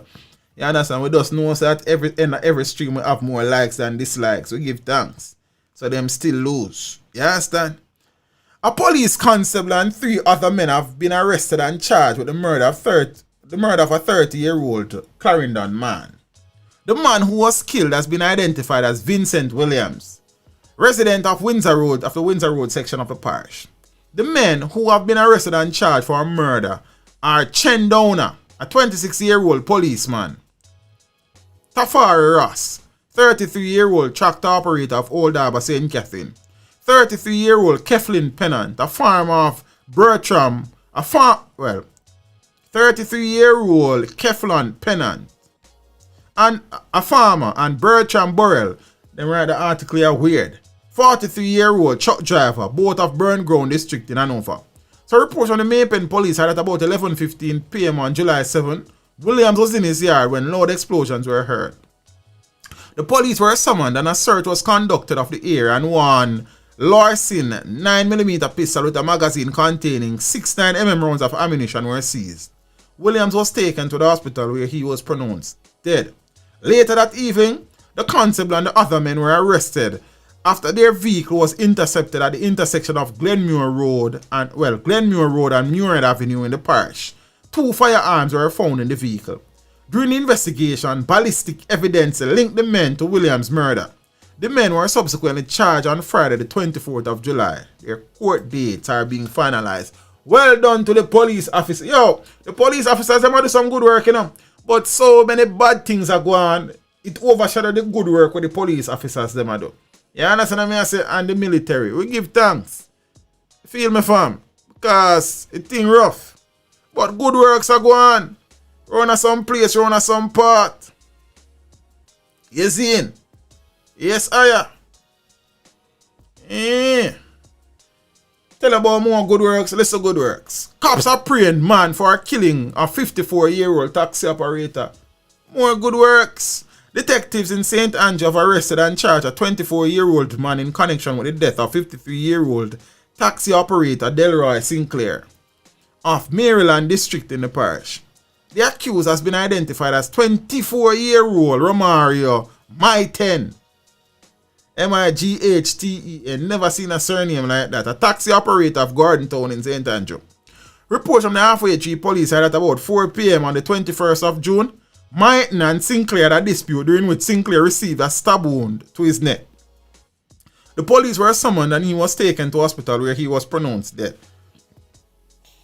Sorry guys. Maiten was subsequently arrested and charged with murder after the Director of Public Prosecutions ruled that he be charged. His court date is being finalized. Yeah? Cops arrest man accused of shooting 11-year-old girl in Kingston. Yeah? Police have arrested and charged a man from Arnett Gardens, Kingston, for the shooting of an 11-year-old girl in the community. The man has been identified as Jermaine Balfour, an 18-year-old resident from 8th Street section of Arnett Gardens. So police report that on the 5th of June, the child was playing along Mexico Way, also located in the mentioned community, when Balfour and another assailant approached and opened gunfire. Police said the men then fled the area. The child was later found suffering from gunshot wounds by citizens. She was taken to hospital where she was admitted in stable condition. So police said an investigation was launched and Balfour was accosted 1 month after the incident and charged with shooting with intent and illegal possession of firearm and ammunition. 18-year-old, 11-year-old, Jaja. Yeah, speaking about bad cops again, cops under investigation after seized goods gone missing.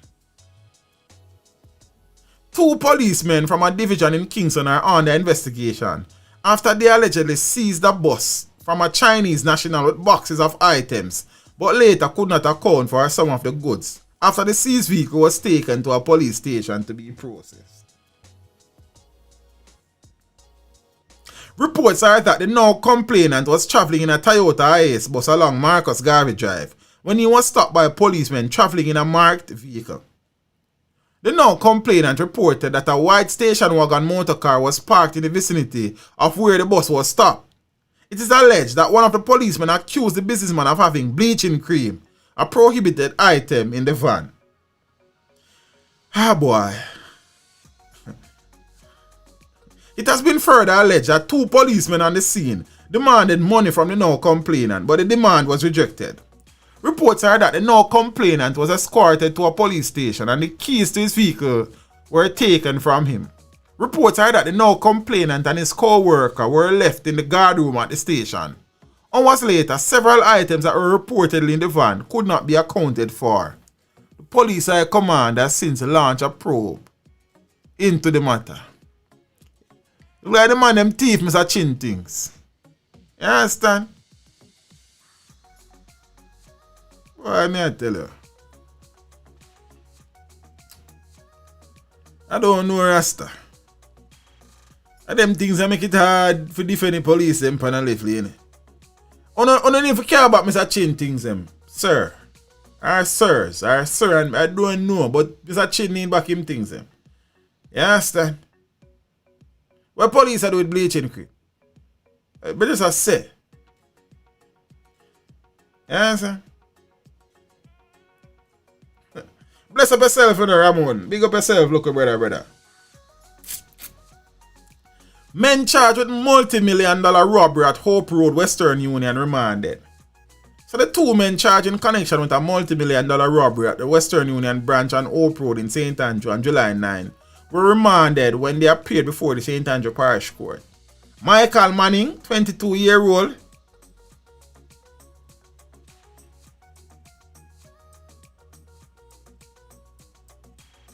I don't want to pronounce the name around. Hold on, give me a little time.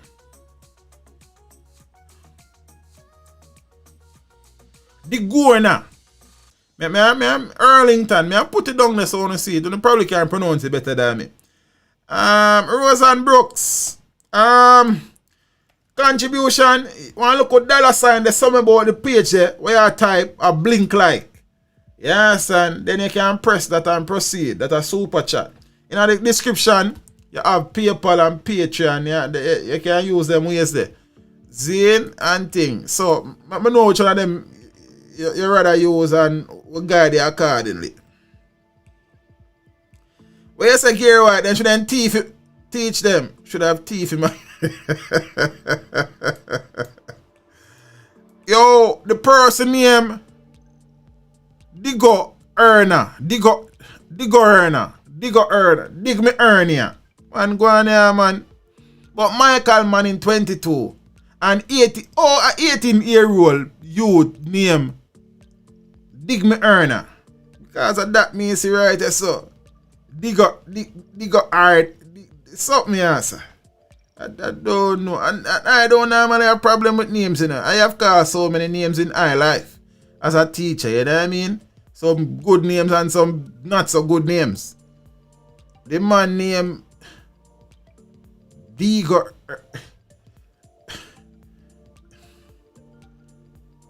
I don't know Rasta. So right now let's work with Dig Me Ernia. Arlington. 18-year-old. Young boy with the name. Him good as bright. Because by the time if you learn to spell and pronounce the name, him bright.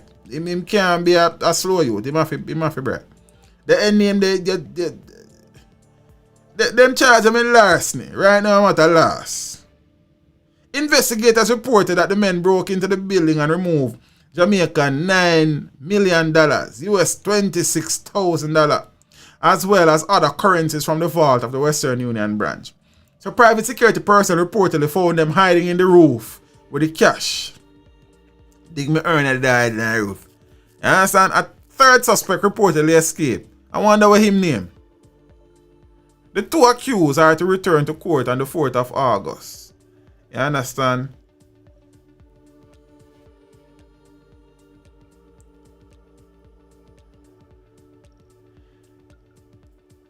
Iswar King.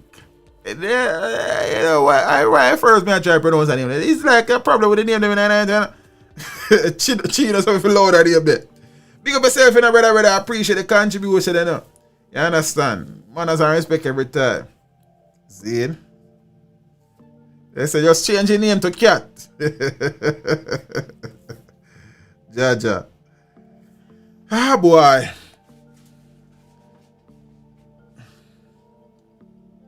Speaking about robbery at them place, yeah. See? Auntie. Miss Ina Mead. Good night, Empress. How are you? It's good to see you. Thanks so much for the contribution. Appreciate it. And I mean appreciate the continued support. You understand? Let me try to pronounce the name here. Esor King. Esor King. Tell me which one of them right. Cause I first me kinda really look into his name, you know. He said there's a look into name night. You understand? Miss Ina Mead, big up yourself. We can't call that easy. You know what I mean? Big up yourself, you know. Gunmen robbed $3.2 million from Jamaica National Bank. Security guards, firearm also stolen. I did a video on this. And something. Hey, you know, people I say some things, the streets been attacked, but you know, we don't really you know what I mean? We just listen, keep a thing on a level. We don't you know what I mean, get into the speculations and allegations. We kinda try keep a thing on balance. The word in the street is that this may be an inside situation. It may not be, you know. Big up to Empress who small up herself and another local cubicle there. Yeah. Big up herself, Empress. You understand? When no cost life, no cost nothing. You understand? You do the right thing. See it? What me I get to understand too. Ben go on. What me I get to understand too is that the police station just the right across the road from the bank. I don't know how far, but just not far. You probably can stay from the station see bank and stay from the bank see station.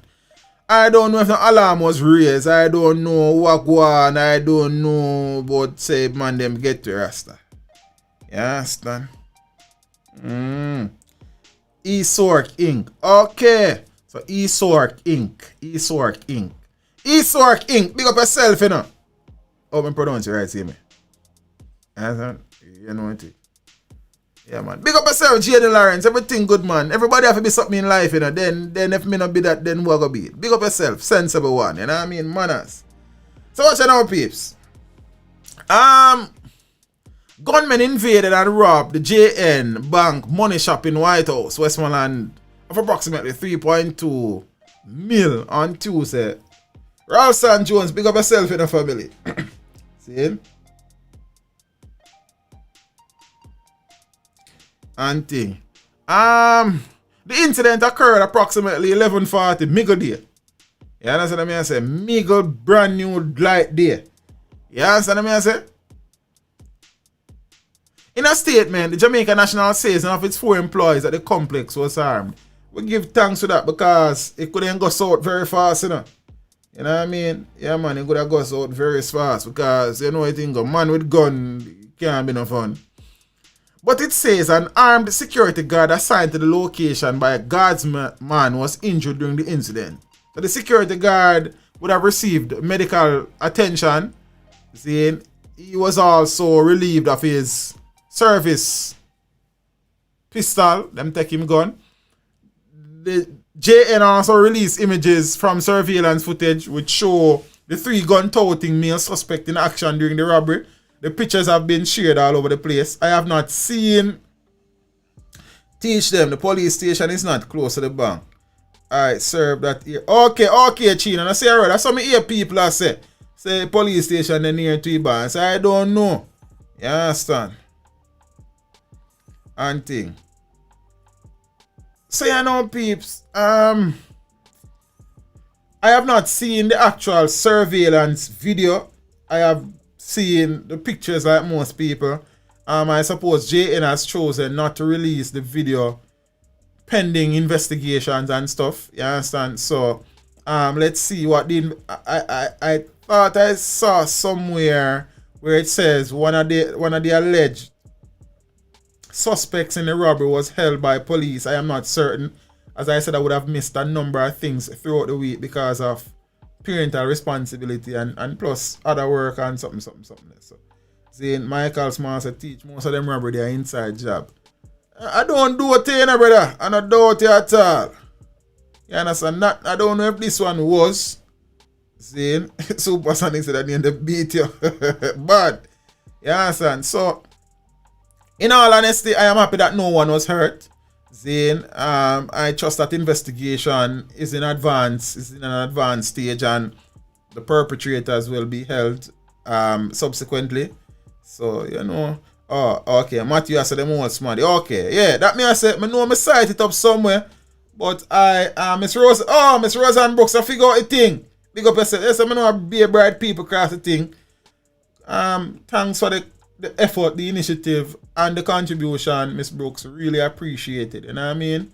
Yeah, man. Blessings every time. Hope you and the family okay. And them something there. Yeah, man.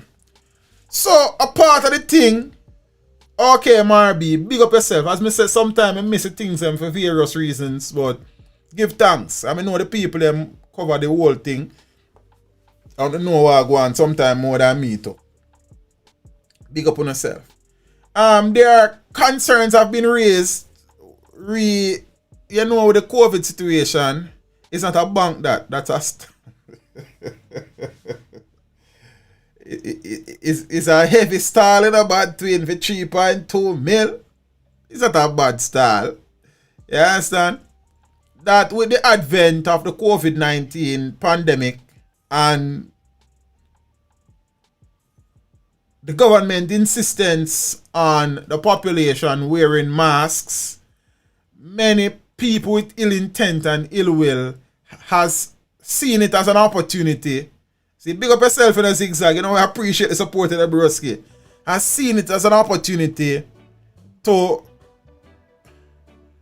perpetuate wrongdoings. Yeah? As everybody in a mass now saying they know who is who and what them up to. Because every man mass out.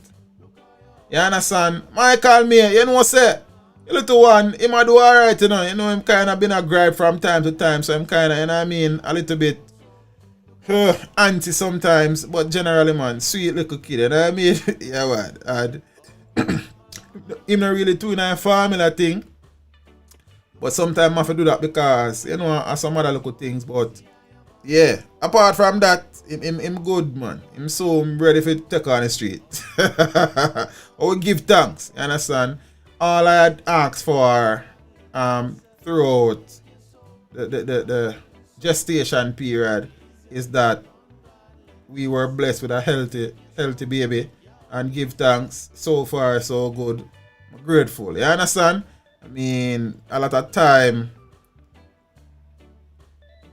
is it's not taken up because we do have to do, but I mean, invested in the whole parenting thing.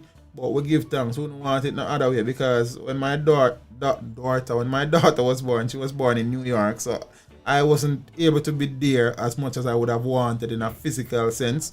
So being here for my son is a joy. It's a joy. We give thanks. You know what I mean? Give thanks. I teach when this program finish. Based on how things setting up, but one good 1 o'clock tonight, we're gonna wrap up, you know, because a whole heap of things we have to deal with. So so as I said now, with the whole mass thing, teach them so they're gonna be PM. Why?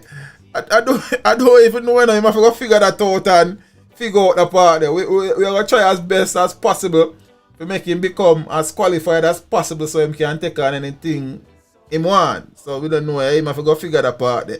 You understand? Grime Live TV. It's the first time in the building. Big up yourself in the family. Yeah, man. You know what thing go. I appreciate the support. You hear, sir? Yeah, man. I happy say you appreciate the thing. So, the mask thing, it is being used to the advantage and benefit of criminal elements, as Mr. Adams would say. It's rough because them say you have to wear a mask to go in some places. Zine and thing. You don't know who. When people are under mask, you can't really see them most of the time. You don't know who is who, you know. You understand? So you have to just be careful, said speed. Saying, Empress Cookie, pick up yourself in a moment. You know what I mean? As the Royal General said, the lady with the fresh cookies. Appreciate the support. I don't even know if Royal is about tonight. You see me? Yo, teach. The tune in the background. Real big tune. Our ugly saw play. Oh, look how you ugly saw. Yeah, man, a big tune, man. Alright, bank need metal detectors.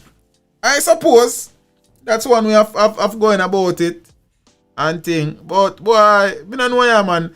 It's like criminal them happy. Me I tell her. Cause the mask thing, then every man look like twin. Make we move on the peeps. Big up to the people if they're there for the first time. A whole heap of things we have to talk about so we could get moving now. We don't really want to break the vibes on the floor. You know what I mean? 16-year-old boy, because we not touch corruption, you know, so me touch corruption. Yo, some people I get some lick tonight. Some boof. Hold on. Let me get rid of some local folly first. Hold on. We're going to reach around this way. 16-year-old boy charged with teen brothers murder in Rockford. His joke is Rockford. A 16-year-old boy is scheduled to appear in court after being charged with the murder of his brother at Water Road in Rockford, East Kingston on Wednesday, the 22nd of July. Dead is 19-year-old Adrian Stewart, also called Timmy, a labourer of the same address. So reports from the Rockford police are that about 7:20 a.m., Stewart and his brother had an altercation, during which Stewart was stabbed in the upper body. The police were summoned and he was taken to a hospital where he was pronounced dead. The 16-year-old was charged on Tuesday, the 28th of July, and is to appear in court on the 5th of August, which is next Wednesday. Yes, Rasta.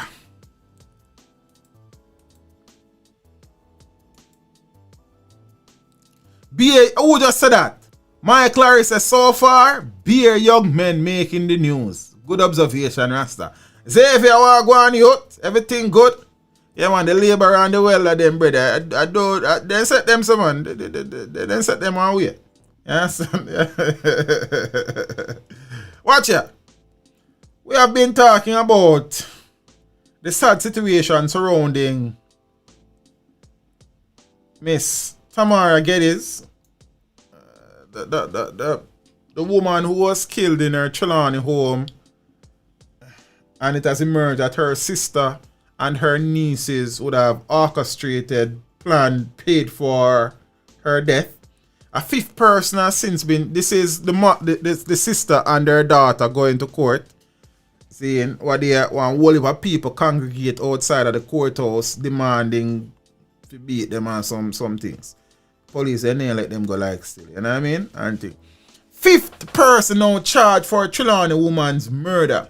So a fifth person has been charged in relation to the murder of a Trelawney woman on Friday, the 19th of June. So the deceased, the 39-year-old Tamara Geddes, who was killed in her home community of Reserve in the parish. So Owen Irving, 55-year-old, a farmer of Hampton District, Salt Spring in St. James, Salt Spring, is the latest person to be charged with murder and conspiracy to commit murder in relation to an allegedly wide plot to take Geddes' life. Irving was held in Westmoreland on the 15th of July. Previously charged with Geddes' murder is her sister, 39-year-old Nadeem Geddes, and their two daughters, one of whom is a minor, who were booked on July 15. A fourth woman, 33-year-old Tashana Young, who is also from Salt Spring. Remember them find two gun down there today? I want the ballistic test one thing good. Yeah. Was slapped with the same charges on the 19th of July.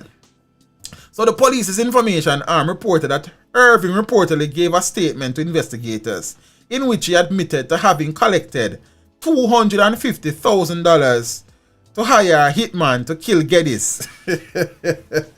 Yo, the thing just...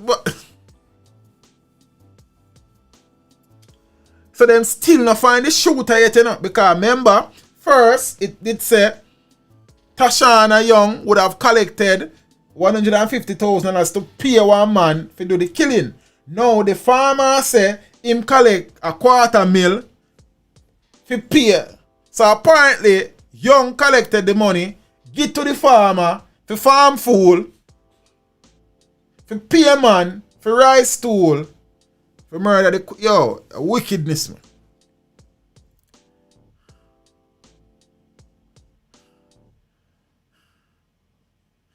In which he admitted to having collected $250,000 to hire a hitman to kill Geddes. While the earlier accused persons have appeared in court and been remanded in custody, a date for Irving's first court appearance on the charges is being finalized by the police. World Banks, blessings. Subcontracted work, brother. The money passed through 1 million hands. You know, see? They don't find the shooter yet, bro, God. Because the farmer collect the cheese to pay the shooter. You understand? RB, big up yourself, you know. Appreciate the contribution. You know what I mean? Bless up every time. How many people have hands in this young lady's murder? And it all started with her sister.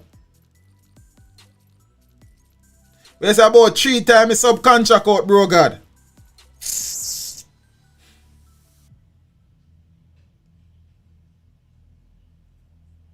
Them say when you are crossroad, watch out for vehicle. But in a life, you have to watch out for people. Them say watch out for wolf in a sheep clothing. But me I tell you, look out for the sheep too. Agent Sasko, big up yourself, dada. Real artist. Wanna go listen to that tune there. Them say when you are crossroad, look out for vehicle. In a life, you have to watch out for people. Them always say, watch out for wolf in a sheep clothing. But me I tell you, wanna watch out for the sheep too. Enough of them claim them rated them no wait you. And I'll show them 32 teeth too. Jaja.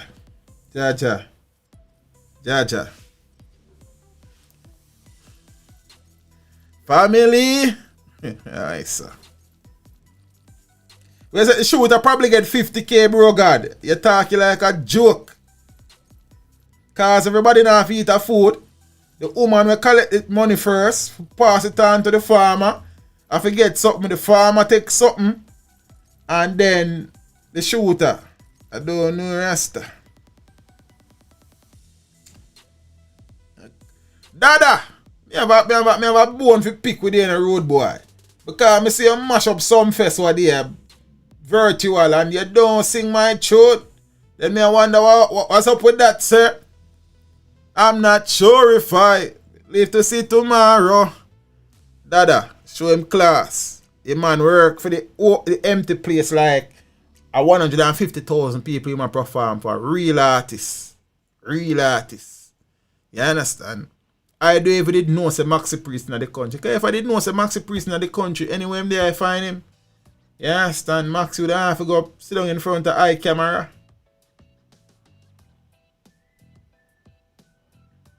You see me? Yes, Rasta. Maxi, I know it's a wide world. But when you come back a yard, we need to have a talk. Yeah, man. But Dada can't perform and sing the tune there, Rasta. Let me know, please. You understand? Alright, alleged shot break and shooter in Portmore tracked to Kingston Public Hospital. Yeah? A St. Andrew man is now facing gun, shooting and other charges following a confrontation with the police in Portmore, St. Catherine earlier this month. The accused is 31-year-old Angela Morrison of Arnett Gardens, St. Andrew. So reports on the Portmore police are at about 3:15 a.m., 3 o'clock in the morning, when them a walk up and down. Never mind. You understand? About 3:15 a.m., a number of men were seen attempting to break into a wholesale. The police were summoned, and on their arrival, they were allegedly met with gunfire, to which the law enforcers returned the fire and the assailants fled the scene. But the matter was not over at that point, as further investigations led officers to the Kingston Public Hospital, where Morrison was seen with gunshot wounds. Following further investigations on Friday, July 24, he was charged with shooting with intent, illegal possession of firearm, and illegal possession of ammunition, along with shot breaking and larceny, following an identification parade. So him got caught today. I don't know how that work out. You understand me? I say, hunting. Yeah. Igla charged for armed robbery in downtown Kingston. This is not a Igla, this is a Higla. Detectives from the Kingston Central Police Division charged a man with robbery with aggravation on Monday, July 27. Oh, if I take off then sitting off ice cream long time and then when I don't talk about any people, you couldn't tell me. Eh? Detectives from the Kingston Central Police Division charged a man with robbery with aggravation on Monday, July 27, following an incident on Luke Lane. I used to go Luke Lane regular still and go buy shoes and clothes one night time. You understand? But the camera don't do anything. We all out here, man. We just wear what we got. You understand? About don't fi know where be where you got. That me I tell you youths them. In downtown Kingston on Thursday, April 9. The accused is 51-year-old Paul Porter, 51. This a man, if anything, should not look for come from prison. The man, I don't know, star. So, the accused is 51-year-old Paul Porter, otherwise called Little Man. A higgler. He's more like a higgler. Of Walsh Avenue in Duane Park, St. Andrew. So, reports are that the now complainant was exiting a wholesale on Luke Lane when he was pounced upon by two men. One armed with a handgun. The men reportedly robbed him of $25,000 before escaping on foot in the area. Porter was subsequently arrested and placed on identification parade where he was pointed out. He is scheduled to appear in the Kingston and St. Andrew Parish Court on Friday the 14th of August. Say, Mr. Higgler, Mr. Hyde, lad. You see me? Christopher, what go on, youth? Ah, boy. I'm tired. Cops arrest 22-year-old. Do you know what kind of year-old? Following deadly Kingston Western home invasion. So police say they have charged a 22-year-old man for the killing of a 28-year-old shopkeeper and the injuring of her husband in the Kingston Western area. The man, Elvin James, otherwise called Joe Max of Racecourse Lane again. Kingston 14 has been charged with murder and shooting with intent. Charges were laid against him on Saturday the 25th of July. So police reports are at about 3:15 a.m. Again, we just start about 3:15 a.m. You know? On Friday, July 12th, we don't have to go watch on the yard them time there. You understand? 3 men invaded a family's home in 4th Street, Kingston 12 and opened gunfire. 28-year-old shopkeeper Shauna K. Banks was shot dead while her common-law husband was shot and injured. Following an intense investigation, James was arrested and placed on identification parade where he was pointed out. He was subsequently charged after being interviewed in the presence of his attorney. His court date has not been finalized. 2 other men are currently being sought by the police. When there's so much arrest and charge are going, I want to say the police them now do nothing. Alright, when I done it, you know, we done. Man charged for pointing gun at woman during altercation. Why my stream start BF shaky, go like that jiggle. Then that no wise, that no good. 35. We can't close something about here, so I don't know. So. Alright, yeah. So now, detectives attached to the Kingston Western Division has charged 1 man for assault at common law and illegal possession of firearm. He is 27-year-old Tamara Ashley of Chestnut Lane, Kingston 11. So reports are that about 1:30 p.m. on Saturday the 11th of July, the complainant was allegedly involved in an argument with a group of persons in the Chestnut Lane area when Ashley allegedly pointed a gun at her. The matter was reported to the police and Ashley was subsequently picked up by lawmen and later charged. Tell you boy. See? We don't done with the foolishness, you know? We don't done with the foolishness. Time is so serious, cantankerous and dangerous. It's only in the Father, you know I put my trust. Father Admiral Tibet, pick up yourself anywhere you're there. You understand? Is that everything good for eat, good for talk? Teach them don't trust no shadow after dark. Ha. Man who allegedly killed ex-lover turned himself into the St. Best police. Into the best thing after doing the worst thing.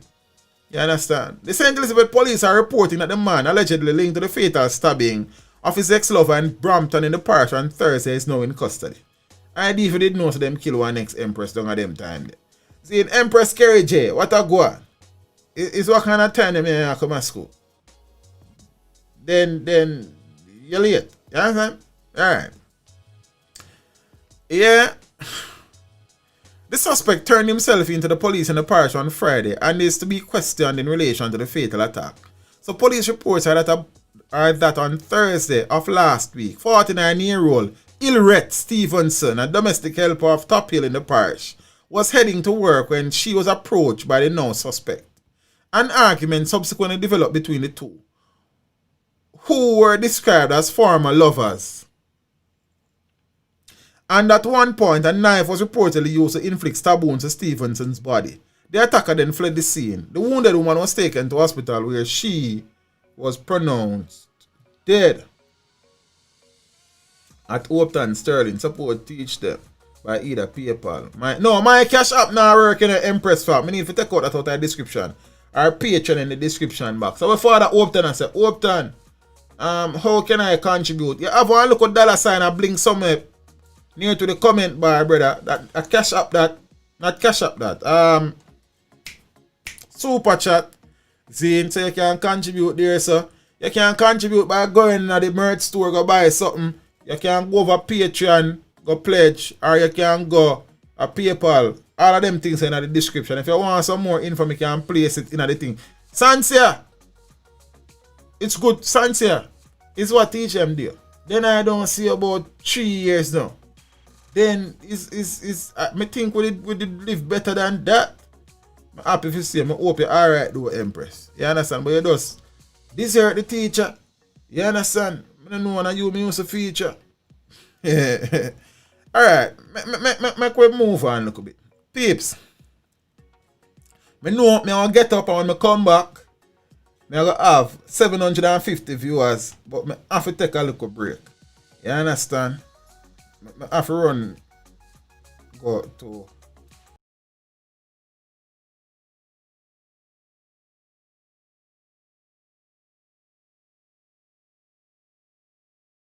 What we do here is go back.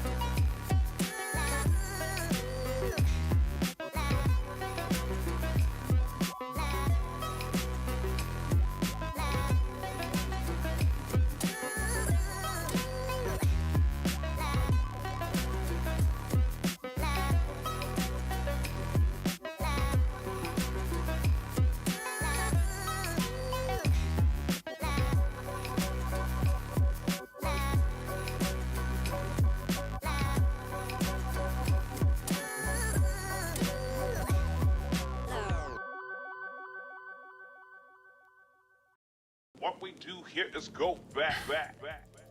See? Me telling you, so when I come back, 750 people are go there now. Am I a genius or am I a genius? Like, me just, boy, I don't know people stay here, you know? Next time I carry people that will go in a bathroom with me, cause it's like it's that I need to do to make sure so them stay. I don't know, star. I don't know, but we give thanks to the people that are still there. I don't know why streamer move so choppy now though. Hope everything are forward through clean and clear with the one to the ones them. You see me?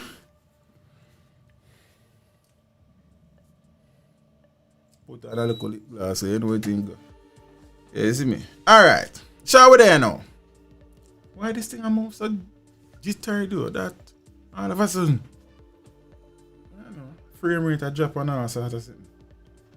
You see me? Michael, me I want to go on. Hey class, all teach full of style. So. St. Catherine men accused of tasing, robbing and raping woman charged. Clean on TV and alright, I'm glad that I come to smooth on phone end still. But something, if a stream crash people, nobody gonna away. You understand? It kinda give me that local vibe there. Lip gloss. And a lip gloss man, what you know when I go say that? You understand? It's a little thing where you know AC kinda make a lip giant thing and you understand? A lip balm, brother. Hey, man. Ready or no? 2 St. Catherine men were charged on Wednesday for the robbery and rape of a female passenger.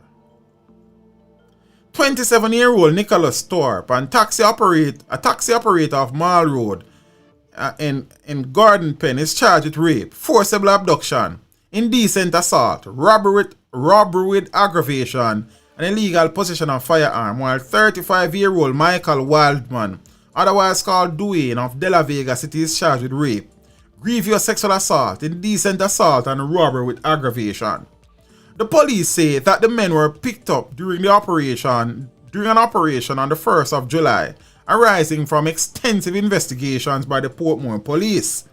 They were subsequently placed before an identification parade where they were pointed out. The men are scheduled to appear before the St. Catherine Parish Court on Monday the 10th of August. Listen to the story. Big up to the police them again, you know. See? The police reported that Thorpe and Wildman were traveling in a white Nissan AD wagon posing as a taxi on Wednesday the 17th of June. They reportedly picked up the woman on Mullines Road in St. Andrew en route to Portmore. But I don't own a taxi that run from halfway tree to Portmore. So how come this Empress just going on I don't know, Rasta, but never mind. So they reportedly picked up the woman on Mullines Road in St. Andrew en route to Portmore, St. Catherine. Thorpe, who was a driver, allegedly locked the car doors and both men blindfolded and tased the woman, according to the police. It is further alleged that they subsequently took her to a house in Dumbeholding in Portmore where they took turns raping and sexually assaulting her. She was also robbed of her cell phone and cash. See? So meanwhile, the police are asking anyone who may have been a victim or who may have information about similar crimes in the area to contact the Portmore police at 876, I'm going to put that number, 876-989-8422, the police 119 emergency number, or the nearest police station. Persons may also share information anonymously by calling Crime Stop. Yeah? Anting.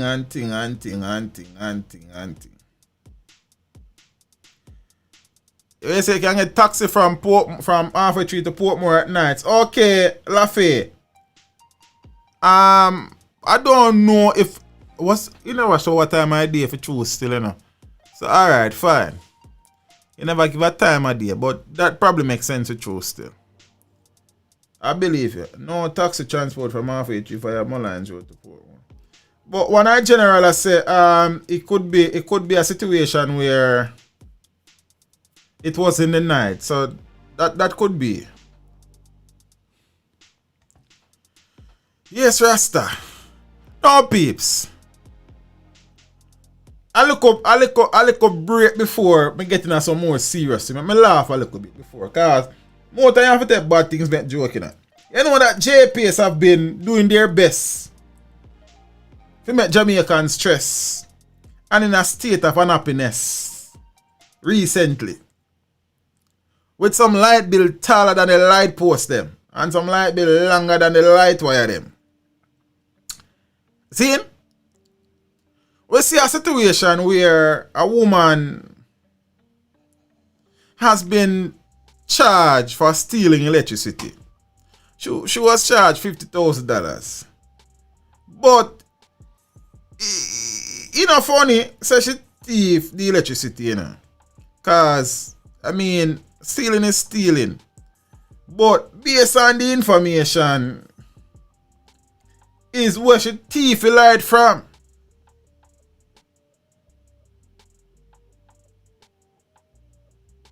I not even remember my soundboard and which party sit there in. It's been a stream about 2 weeks now. Another woman fined $50,000 for stealing electricity from courthouse.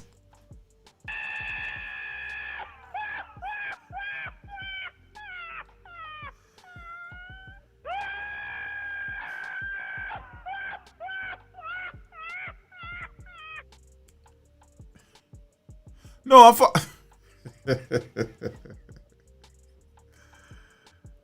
all the places for your thief light from. See? No. You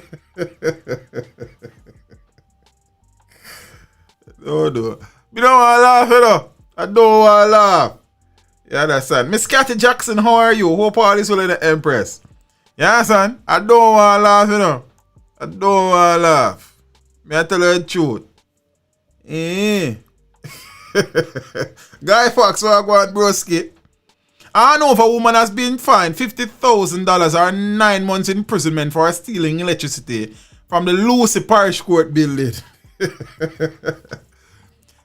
Karen Henry, 45, pleaded guilty to abstracting electricity on Tuesday and was admonished by parish judge Sharon Barnes.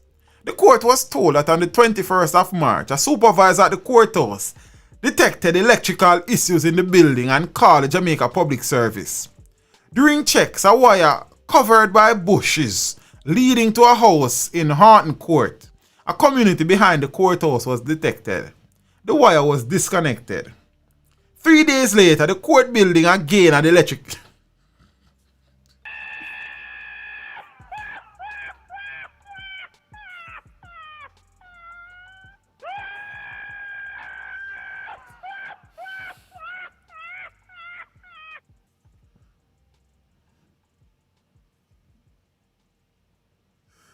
Let there be light, man. But there was fight.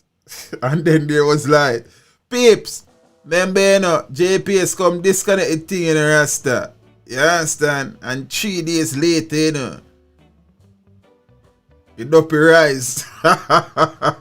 Watch out. 3 days later, the court building again had electrical issues and JPS was called in. And personnel found wires connected from the courthouse to Henry's premises. The strength of the electricity was measured to be 2.8 amps. I don't know what the relevance of that still. The police were summoned and Henry was arrested and charged. In pleading guilty, she told the court that she recently moved to the community after being displaced and that the wire was put in by someone else, but that she benefited from its placement. Yo, we know people thief light, but I don't know that people thief light from courthouse. Where say she rewired Rosie? I don't know, star. Yeah, but I look laughter, you know, taking teeth cover heartburn, cause that's a heavy topic for deal with now, you know. I don't know. But 2.8 amps, brother, a weak current that, you know. Really? Amps? Yeah. That not strong. I choose she know free like the courthouse I use. Government money enough. Ah boy. Yeah, they starting about 2.8 amps. It sound like a phone voltage that. Yeah, I mean milliamp hours business. Yeah, it pro there, sir. 2.8 amps equal 50k. But Mike, you don't know how long she had 2.8 amps. So good as 50 days. But I pray the judge have leniency in a bad twin because I appreciate them probably get more time or more money, you know. You understand?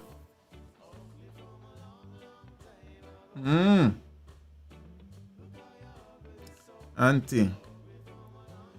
Yeah, but alright, so I could deal with the thing. So one of the Juicy J, big up yourself in a broski. You know, I appreciate the contribution and stuff.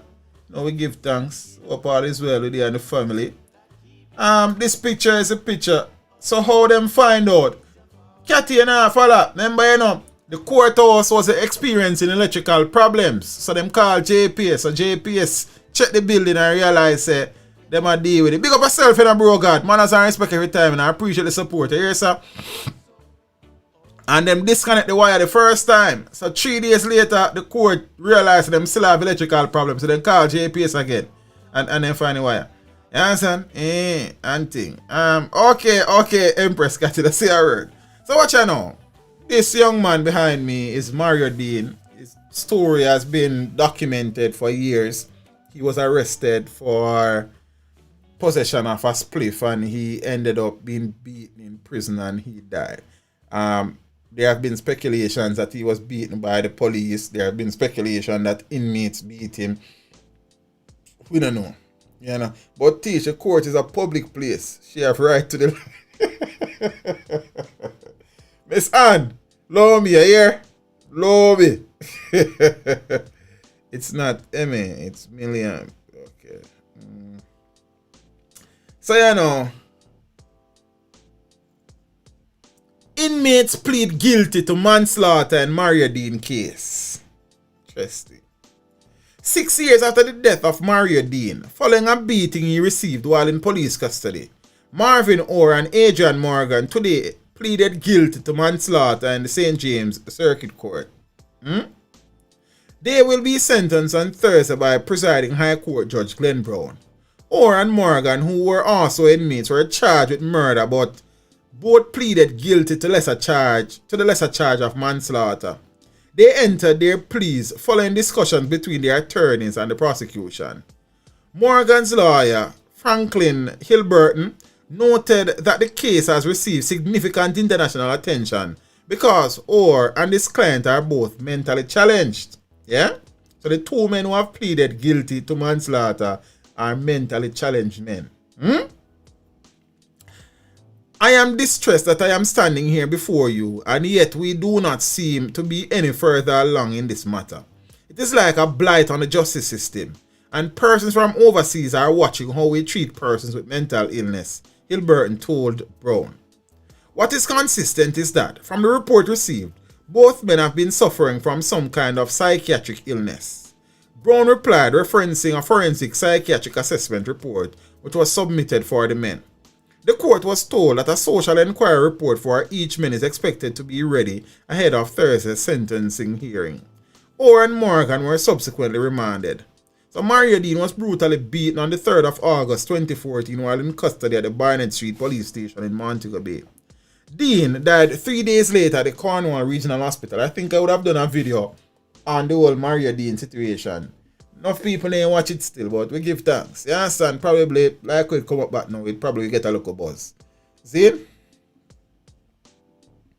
Orr and Morgan, who were also in custody at Barnett Street lockup at the time, were subsequently arrested and charged along with a third inmate, Damian Cargill. However, in July of 2017, Cargill was deemed unfit to stand trial and was released in the care of his family. 3 cops, Corporal Elaine Stewart and Constable Juliana Clevan and Marlon Grant, were arrested and charged with manslaughter, misconduct in a public office, and perverting the course of justice in relation to Dean's death. They are scheduled to stand trial on the 27th of September. So this is not over. You understand? Remember, 3 police officers are still in front of the courts and something. So, boy, I don't know Rasta. One of them strange cases. Me answer the comments them. I just not acknowledge them per se. But me understand what I say, I understand where I come from. And thing. Yeah. Sad story. Sad story. For those persons who don't know the genesis of the arrest and stuff, just search, type in Mario Dean, teach them. And there's a synopsis of what went down before he was beaten and them something there. You understand? Father Wavell Smith, big up yourself and a brother. You know, I appreciate the support. We give thanks, Rasta. Hope all is well with you and the family. You understand?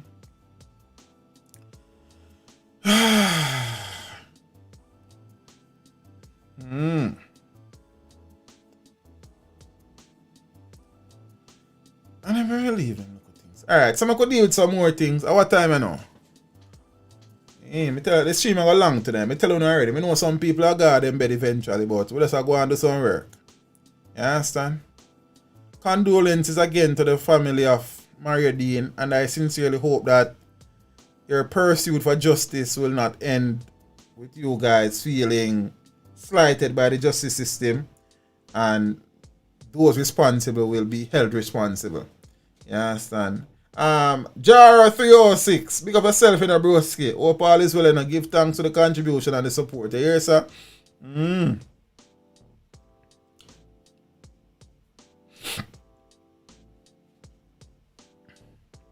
So criminal gangs reportedly on edge after development in Montego Bay. Yeah?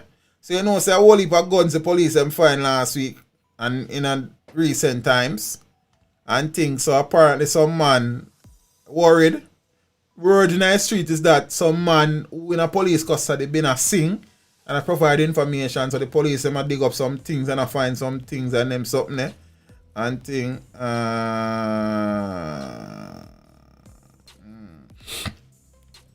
The security forces in St. James has made a major breakthrough in efforts to dismantle one of the main criminal gangs in the parish through 2 strategic operations in Montego Bay.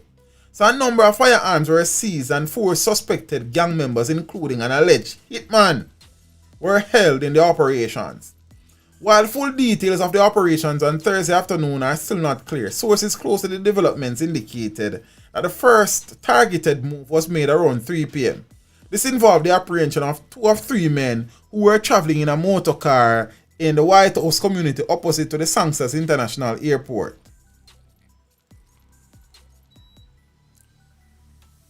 It is believed that the law enforcers were on an intelligence-driven operation.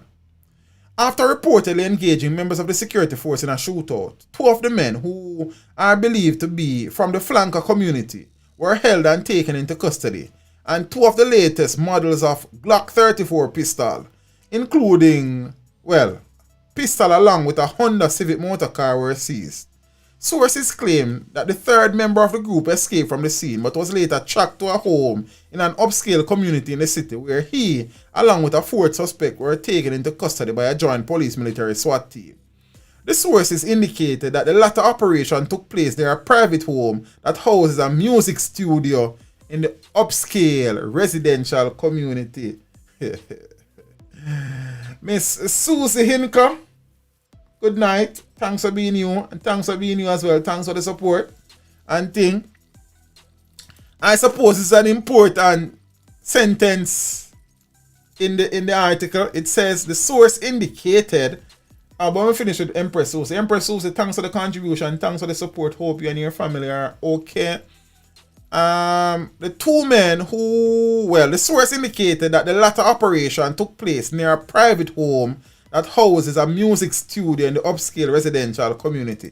I don't know how important that is or is not. I am just, The 2 men who were held in the latter operation included one from a Mountain View St. Andrew address and another from Montego Bay St. James. The individual who reportedly escaped from the shootout in the first operation but was later held is said to be the registered owner of the motor vehicle that was seized by the police.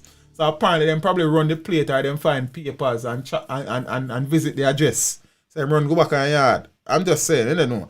Also, one of the detainees has been described as a hitman for the gang that has been associated with a high-profile underworld figure from Montego Bay. Additionally, one of the men who were nabbed by law enforcers was said to have been wearing a memorial pin for a known gang member who was recently shot dead by a gunman in the parish.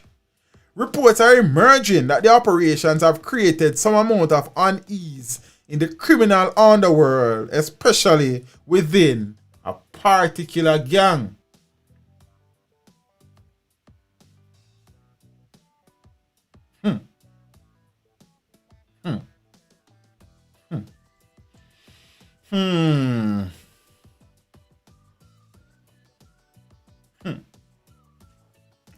Big up to all of the ones in the stream, you know what I mean?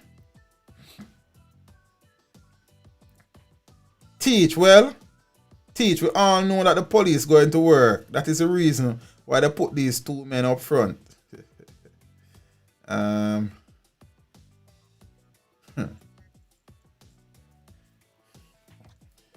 order to make a difference to crime in the country, you have to disrupt and make some people uncomfortable. You understand? So, whatever was the trigger, the police have been reaping success in retrieving guns and ammunition and arresting men and them something there. Name of the gang is at Teach Them. See? So, no, them not list the gang name in the article, you know, Empress. So I can't call nobody name, you know. You understand? I tell you, I don't mind no man, you know. See?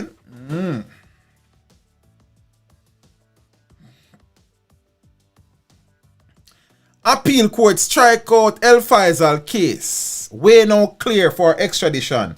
So you know this that El Faisal has been only person me fear I just got handcuffs. But don't want to see no handcuff. Me just smell the title that me I sing a song. It's a good song. Me like the song. You understand? And thing. Me have some place where me now go back. Me have some bridge where we have to burn down. It don't make sense to take your heart. Give people them still say you are fussy when the right time come.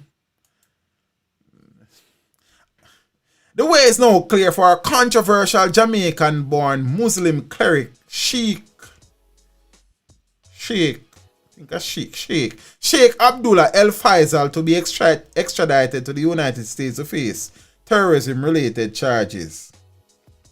Marby, no. I just sing one song. You understand? Cosmic Cleanse say, you know what I mean? Me just see quote. Only person me fear just got on cap and the thing just jumping at me. You know what I mean? I don't want to see no more handcuff. You understand? You know what I mean? Just, you see me? I say, you know what I mean? The good tune. This follows an order by the Court of Appeal striking out El Faisal's legal challenge to a full court ruling. Last year, El Faisal had made a habeas corpus application to the full court to be released after the parish court had ordered his extradition. But in a unanimous ruling also last year, Supreme Court Justice Carol Lawrence Beswick, Kisa Leng, and Stephanie Jackson Hazley declared that a writ of habeas corpus would not be ordered for El Faisal's discharge from custody. The cleric then took the matter to the Court of Appeal. However, after a year he did nothing to advance the process. The Office of the Director of Public Prosecution, which acts on behalf of the requesting state in extradition cases, then applied for the appeal to be struck out, saying despite at least 2 warnings from the court, El Faisal had failed to meet at least 2 mandatory requirements. The Gleaner understands that El Faisal's attorney acknowledged in court documents that they had explained to him that they could find no grounds to appeal the full court decision and therefore could not resist the application by the Office of the Director of Public Prosecutions. The appeal court cited both issues as the basis for the order to strike out El Faisal's case. Meanwhile, the Office of the Director of Public Prosecution says all related documents have now been sent to Justice Minister Delroy Chuck, who is required to sign a surrender warrant for El Faisal. So El Faisal was arrested by the Jamaican police in August of 2017 on an extradition warrant, after US authorities in the state of New York disclosed that he was indicted on terrorism-related charges. According to the indictment, which was handed down in the New York Supreme Court, the 56-year-old, whose given name is Trevor William Forrest, has been charged with soliciting or providing support for an act of terrorism in the first degree as a crime of terrorism and for other related counts. In May of 2018, after a hearing in the Kingston and St. Andrew Parish Court, Parish Judge Broderick Smith ordered that he should be extradited. I am sure it's not what it seems these days. So peeps, you know Jamaica had 2-party land. 2-party but at the same sort song them a play. Poor people money lean back and rock away. Them raise everything from Isle to Craveney. Oh, them no raise up. Everybody pay. Yeah. We have had conversations here before. Say, people boss them want a change. Them tired of the same orange and green. Cause the 2 of them a play upon the same flipping team. You know what I mean? Zane. And when a 3rd party forward in the scheme, apparently nobody no see them. You understand? So right now, the next election, whenever time it forward, it's 4 party who have to choose from. You know? ECJ clears JPP for registration. As a matter of fact, it passed this up. God Squad. Move to the left in the name of Jesus. To the right in the name of the Lord. You understand? Yeah. Party full of pastors to challenge JLP and PNP. You see? And thing. Almost 80% of the candidates who have formed Jamaica's newest political party are pastors. You see, police politician, and pastor. Gone too far now, man. You're gone too far now, teach them. Eh? And the man behind the movement is confident that they will win the next general election.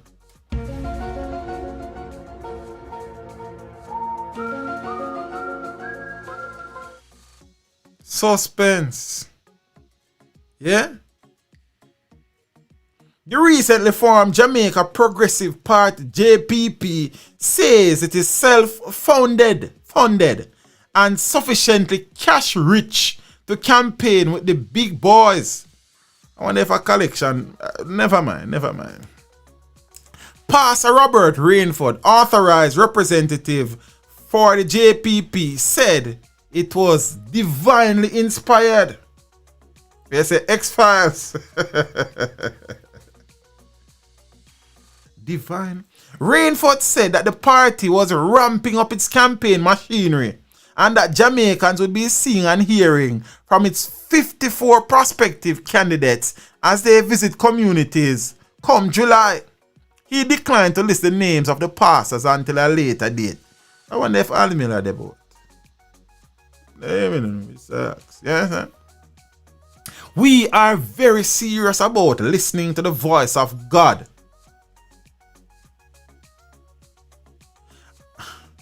And what God wants for this nation. And so we are clear of the mandate that we have to move Jamaica forward, to make Jamaica the place where God would be happy with this nation. Rainford, the party's prospective general secretary, said. Rainford, a former government technocrat, said the party has already secured more than 500 signatures required by the Electoral Commission of Jamaica to be registered. The president will be Apostle Gilbert Edwards. He last one name Gilbert to come through Jamaica, you know. But never mind, you understand? Father Irving Steer, big up yourself in a family. Then maybe Almila JLP, then I go and ask you the same question. I couldn't tell you, my friend. I don't know. I never asked Almila in political persuasion affiliation. Then I couldn't tell you. I just know Almila as a pastor. You understand? Yeah, I don't know. So the president will be apostle. I think I should be speaking to these people, somebody from the party soon, and think, cause me have some question for them, you know. You understand? Yes, cause I are curious. You see me? Well, you say, KJ, something not right? Something alright. Something alright. The president will be Apostle Gilbert Edwards, a medical technologist who currently resides in the United States, but will be relocating to Jamaica soon. Yeah? He had a passion for Jamaica and what is happening here. He never considered himself in politics, but he was called by God.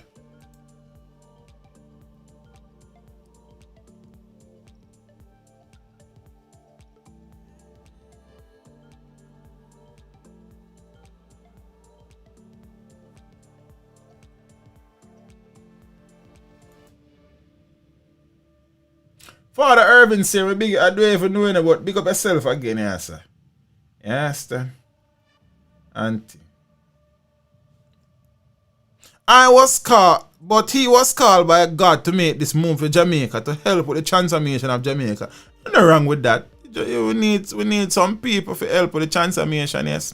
When you look at what is happening to the society generally, we are in a mess, which is true.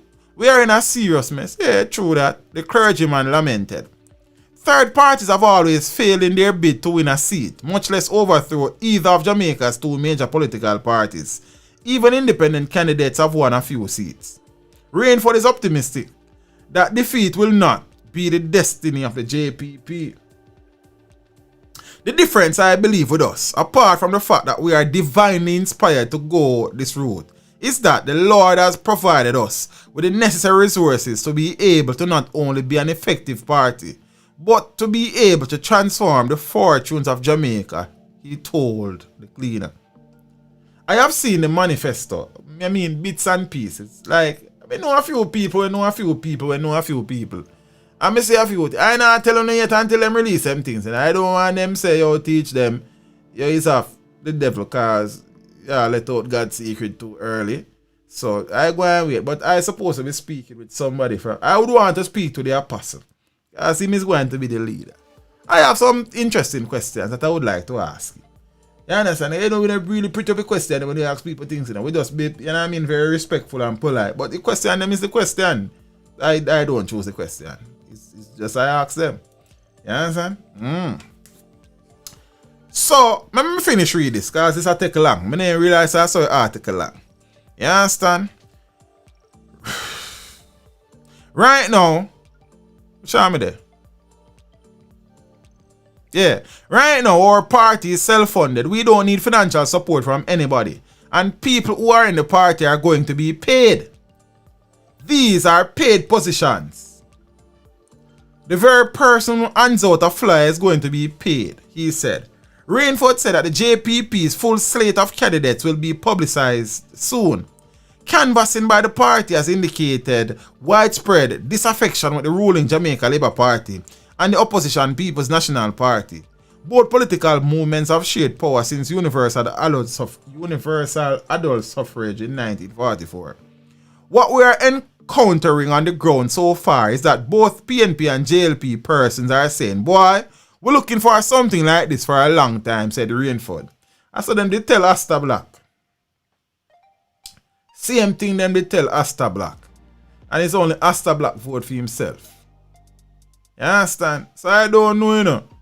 I want to have a conversation with the new party people. I just want to ask them what is going on. See? Yeah. Rainford was terminated from his post as permanent secretary in the Ministry of Local Government in 2013 after it emerged that he stood surety for the Cash Plus boss, Carlos Hill.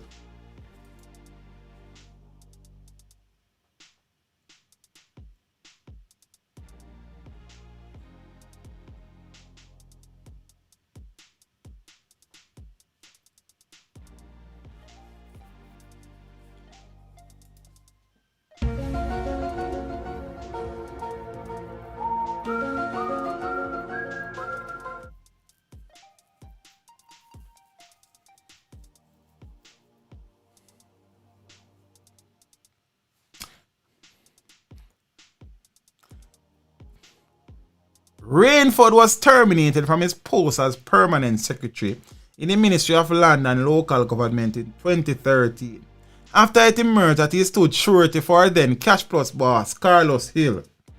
The Supreme Court ruled in 2014 that he was wrongfully dismissed. Rainford, pastors in the United Church. The next general election is constitutionally due February of 2021. You understand?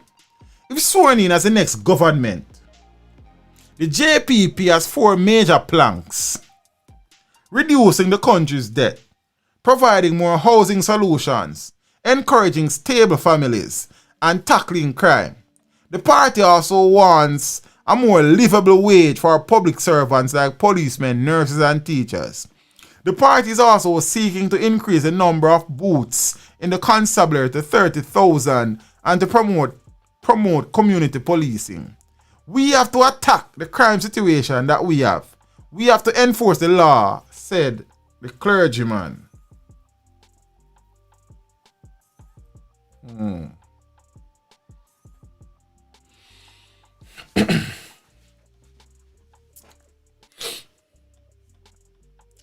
No peace, what time? 11:30.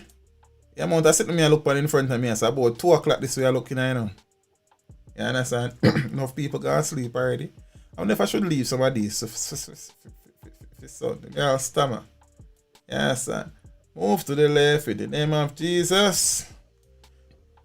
Move to the right in the name of the Lord. Yeah, man, community policing is always a good move, you know. Yes. See? But I want to hear them have to say. See? and thing. As we say, I am supposed to be engaging somebody from the movement in a discussion. Not sure who yet, but I definitely want to talk to them because I have a few questions to ask. You understand? Teach 12:30 where I am, you know. Yeah? Action speak louder than word. So, not talk better if you observe. You stay there, go and talk, get your heartbeat lock off. And nobody always say head or not. Better you did dumb and you shouldn't talk. You say, only get up. You know your heart, empty barrel, mate. Yo. Anyways, we can move on. Miss Paulette Abdul, good night. Hope all is well. So, we see what the God Squad up to. You understand? So, peace, we have market me, market you, market we if you talk about. We have JUTC if you talk about. We have Ruel Reid if you talk about. And then play bodyguard. We have so much things to say. You know, I'm kind of find out a local thing. Teach can't up. No, after 12 o'clock. The US finish watching tomorrow. Okay, Empress Millie. Get some rest. Mr. Matt Dermott, hope all is well if you are watching, you know, uncle. You know what thing go. Big up yourself, Empress. Matt Dermott, it's always good to see you.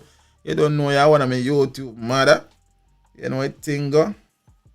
Peter May, who had that big interview? What have never been him and I want a tiger. I don't need to go around it. Watch and see. It out there. Them do already. Them put on. Yeah, man. Give thanks. Yeah. But the dead though. Oh, you take money for? You know what I mean? Tiger was before Beanie still, but I might have to do the publish the Beanie one man first because his birthday the 22nd and him launch him album and him speak about it. So I'm not sure you. We say go. Yeah, man. Teach them Arsenal will butter Chelsea tomorrow. Then make we say go now. You understand? Then make we see now. You see me? I say, yeah, man, I ain't see now. I just go and watch. Yeah, easy. So watch an piece. Make we take on one of them. Let me see. I take on the Ruel Reid topic. And then, no, I forgot to take on the one first. So I take on the Ruel Reid and I take on the Manchester Parish Council sentencing. Because I dark about that, you know. Me talk about JUTC and some other things come. Maybe. Let me see. Let me take on the one first. Because I'm rather upset. You see me?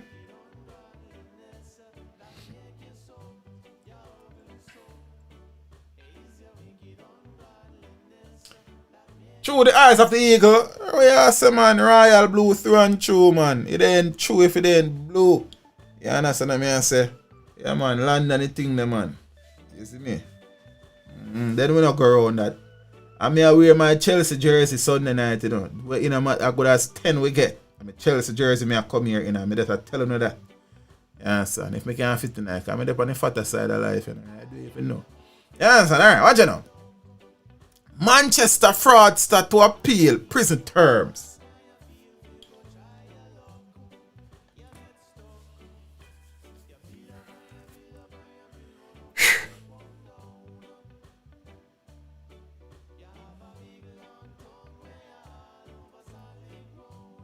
It got a little bit more challenging for PSG, you know, with Mbappe's injury, you know, brother. So, we don't know if Mbappe will come back before the season done, but with Mbappe, they would have stand because for them side of the jaw probably easier than the other side. But I could say go. I don't know if Neymar and the rest of the man them can Cavani and the rest of them can really do it without the support of Mbappe. You understand? They would have stand a very good shot. I think Bayern Munich is probably still the favourite, even though for them league up. But long story that for you next time. Watch it now. Fire upon that jersey that everything good carry. Them just tell us right now, so you have to go decide. Marby, so I'm sure if I want to take on this. If I want to take on this tonight. Right. I want to say left them for Sunday. Cause study with Ruel Sukla. Blessings. You understand? Bad twin. That is the first question I'm going to ask. How the hell are you going to appeal chicken feeding sentence? Eh? bring me back to the whole scamming thing with the slap on the wrist thing, brother.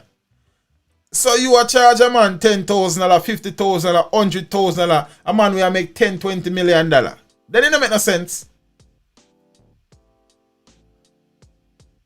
I probably feel left them and set me at Sunday, you know. Because me I get very dark in night. Let me see. Let me deal with at least one. I'm going to deal with one. Let me take off that one and fight. I know which one I'm going to deal with. Hold on. You not get with tonight. You not get with tonight, Mr. Reid. You hear me say me left them for so. You not get with tonight, sir. You not getting away tonight. So don't get no ideas, Mr. Ruel. It's you me come for. Teach them come. What look what John say? Teach them come back with blood in them eye. Yeah, man. You see when me fresh Sunday night, me deal with them rest of people there. You understand? But me deal with Mas Jeffta Augustus Adolphus Reid. Say me can I do it. Wait there. Let me see. You see? You know what whole heap of things me have to talk about? I didn't realize this. Enough thing, I can't take on the whole of them something tonight. I forgot Sunday I forgot take on some. I'm deal with this fella here. True him here, sir, right now. You soon then start this like a stream. Hold on. Clock working, I know this working. So me I do it Sunday, then I feel like say everything. No man, I don't get tricked, man.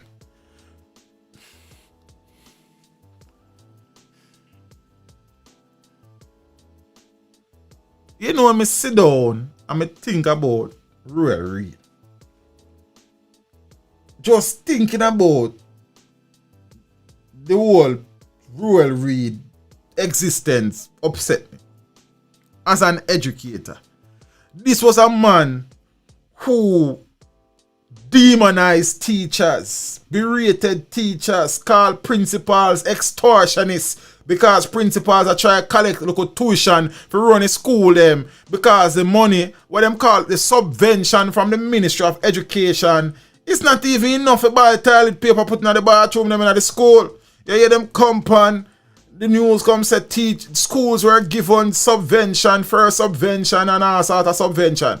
You understand? And principals are extortionists collecting money for tuition.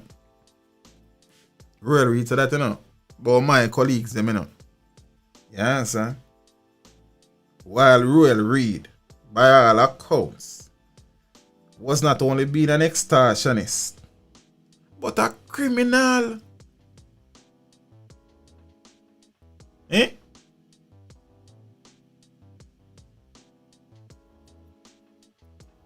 The man that was oh so powerful. The dictator. Anything him say goes. Him dismantle anything and farm anything him want. I don't know the Prime Minister was in all of this. Because I never see one time when Ruel Reid do anything with the Prime Minister come out and say, yo, brother. You mad? Never.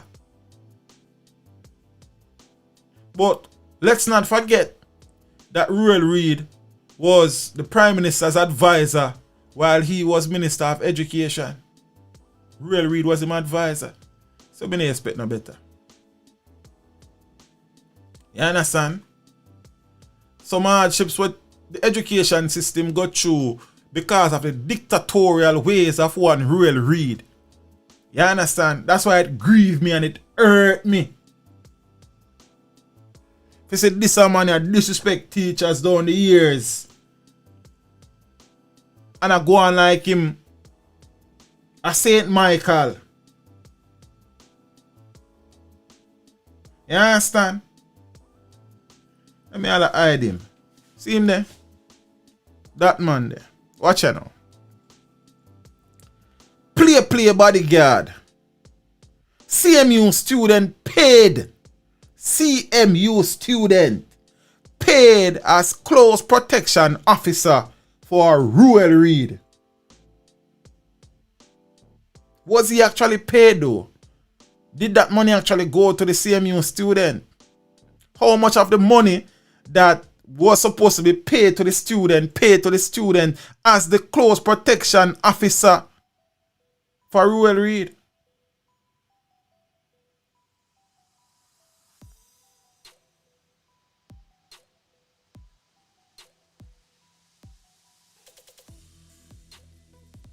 A Marine student from the Caribbean Maritime University was among those assigned to provide close protection service for then Education Minister Ruel Reid, even though the student had no special training in security.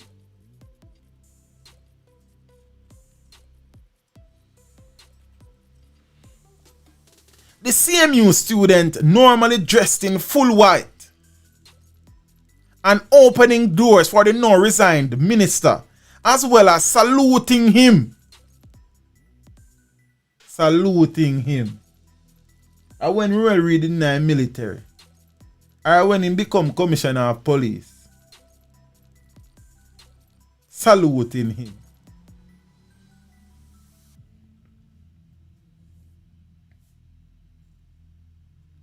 Or then say some things they say, but they're not fit for here. I could continue.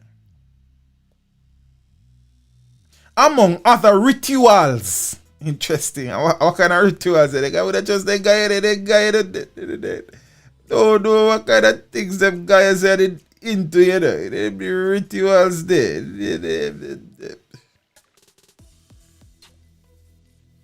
Was recruited to offer support to the minister under a memorandum of understanding between the Education Ministry and the university. Normally, when him go over CMU over for ceremony, him just up in another uniform the rest. I don't know if a Ruel uniform attack or the youth uniform. He could have just in him school uniform. I don't know. I don't know. Close protection officers were paid from as low as $30,000 to as high as $330,000 for their services. I don't know if this was on a monthly basis. And this was a sum total of all the monies paid out. The article not said that. The director of school safety was also paid several installments for security services, airfare, and payments for traveling, a special audit had revealed. Dr. Grace McLean, and I'll say this publicly, yes, Dr. Grace McLean is technically one of my boss. Dr. Grace McLean should have resigned when Ruel Reid was fired. Yes, the acting permanent secretary in the Ministry of Education, Dr. Grace McLean, should have been asked to demit office when Ruel Reid was asked to demit office.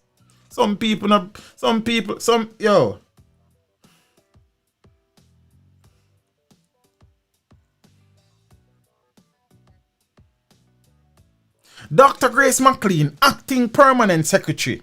And that's this acting permanent secretary thing, come here and watch it closely, because I remember a few months ago, the former permanent secretary in the Ministry of Education, Dean Roy Bernard, who was sent over to the Ministry of Finance as Director General by Ruel Reid, went to court, took the ministry to court, and the court ruled that Dean Roy Bernard should reassume his substantive position as permanent secretary in the Ministry of Education and all. No, I don't see it happening yet. I still see Dr. Grace McLean as acting PS. What is going on? So the court has no power these days then. That's basically what I see.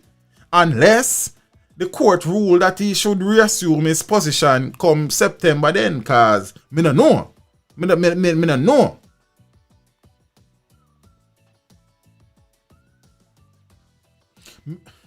Hold on. Watch this now. Dr. Grace McLean, acting permanent secretary, on Tuesday walked back information she initially provided To the Auditor General, big up Miss Pamela Monroe Ellis. I love you, Empress. I got nothing but love for you. Dr. Grace McLean, acting permanent secretary on Tuesday, walked back information she initially provided to the Auditor General that the former permanent secretary, Deanroy Bernard, approved payments for CPO, which are close protection officers, and logistic support to Reid. Dr. Grace McLean. Say me can't find the people. Let me see. Ruel, me have one folder name, Ruel Reid. Let me see. Ruel instead of Cruel.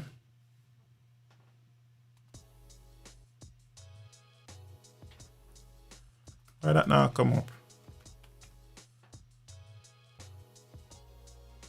Well, them folder there when you need them. But they don't want to search for the people when me attack. Ruel Reid. Let me say I can't find them in another folder. Cause a million different people in this, you know. Seeing helper there. Seeing driver there. Seeing friend there. One next friend. Then one more friend runs so. Him helper there so. Prime Minister another folder. Alright, never mind.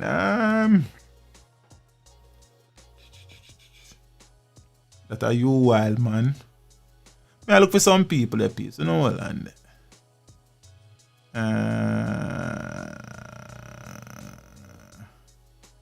so I look for interesting picture. Make it go and build this, so. Boom. I have so many folders, some that I don't even know. I can't find a picture with them people. The folder with them people. I don't know then. Probably in our next folder. Let's see. Ruel arrest.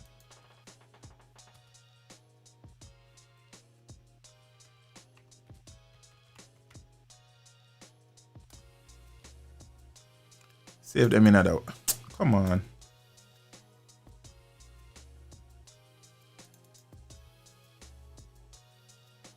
Hope the stream not crash. I see me there. I give myself trouble. You know?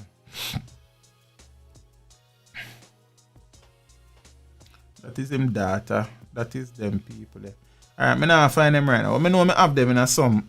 Oh, I'm supposed to have a folder with Deanroy Bernard, man, and them people. No, man, I know I have my archive, my thing them, you know. Deanroy. Yo, alright. Here we go again. Same old. Boom. So Deanroy Bernard, Miss Grace McLean. So we know who we are talking about. Alright, let me find one clearer picture with Deanroy Bernard. Because more time. Alright, let me say that. Hold on. Boom. Picture drop in, man. Alright, so Grace McLean, Deanroy Bernard, Floyd Green. So Floyd Green and the man who should be Minister of Education now. But for some strange reason, them not interested in that. I don't know why. Alright, I'm say I can't find one clearer picture. But I know me full of picture, you know? Yo. Alright, so yeah. So I'm gonna start with this first. Boom. So this are Ruel and Dr. Grace McLean. Dr. Grace McLean is acting PS. Zane, Dr. McLean was promoted as acting permanent secretary after Deanroy Bernard was sent to the Ministry of Finance. So this is Deanroy Bernard and Ruel. He was sent to the Ministry of Finance by Ruel Reid to become Director General. One post when not exists over the Ministry of Finance. Apparently he started asking questions when him said the thing not look right. Ruel never told like that. So him promote Dr. Grace McLean and ship out Deanroy. But Deanroy carried the ministry got court and the court said he should be given back his job. And no, Dr. Grace McLean said like, So watch you now. My question, cause they don't know what a teacher will learn how to build lesson, you know, build where I build the lesson. Watch you right. Dr. Grace McLean. So I'm going to find Dr. Grace McLean with Dean Wright Bernard in that picture. Boom. Yeah, see them here? Boom. Yes. Dr. Grace McLean, acting permanent secretary on Tuesday, walked back information she initially provided to the Auditor General that the former permanent secretary Dean Roy Bernard approved payments for close protection officers and logistics support. So basically, them must say, Dr. Grace McLean tell the Auditor General, said, this man and Dean Roy Bernard approved payment for some local youth over CMU to be close protection officer for Ruel. We're not go see no hold on. Which are we there? Where we there? This is what Dr. McLean said. As it relates to the close protection officer, I indicated to the Auditor General that these arrangements would usually be approved by the permanent secretary. I indicated to the Auditor General that these arrangements would usually be approved by the permanent secretary. When I mentioned that statement, I genuinely meant that is so. And I knew that the documentation was somewhere to be provided. I am learning now that the arrangement was not approved. So basically, Grace McLean tell lie upon the man. Said the man approve and the man not approve nothing. She has said, because I saw it supposed to go, so she assumes I saw it did go.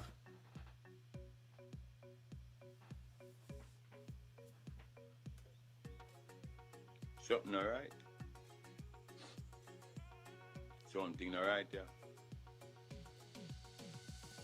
DeAndre Small, Kensington Primary is a public school. I think that is the case you're talking about. I think it was Kensington Primary School, somewhere in Portmore. As far as I know, it's a public school. I think it is a public school. Let me not say as far as I know. I think it's a public school. I am not 100% certain. I may be wrong. So watch I know, peeps. Ah boy. Tell you, people don't easy, However, she told the Public Accounts Committee of Parliament that she had an MOU dated the 10th of January 2018, which asked for support to the CMU for security and logistics services, which was approved by the Permanent Secretary on the 11th of January 2018. His note to me was kindly develop MOU, which would reflect these arrangements, McLean said. I have the MOU signed by the PS and Fritz Pinnock authorizing the support for the security and logistics services. McLean said that she utilized these documents to make the necessary arrangements. So I would not have acted without approval from the permanent secretary as it relates to any arrangements. However, Bernard countered by saying that the arrangements that were put in place for additional security services to be provided by the CMU did not have his approval. He described as strange security arrangements for a cabinet minister being dealt with by an educational institution. Okay, so the Prime Minister want a close protection officer send for a student to a Caribbean Maritime University. Oh, the opposition leader wants a close protection officer. CMU, link up. Oh, Horace Chang want a close protection officer. CMU, Fritz, send to you class. Joke thing.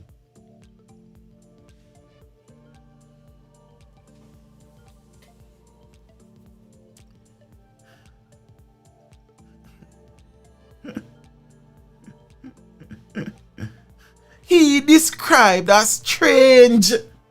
Strange, this feeling I'm feeling. Oh, Jah love, we will always believe in.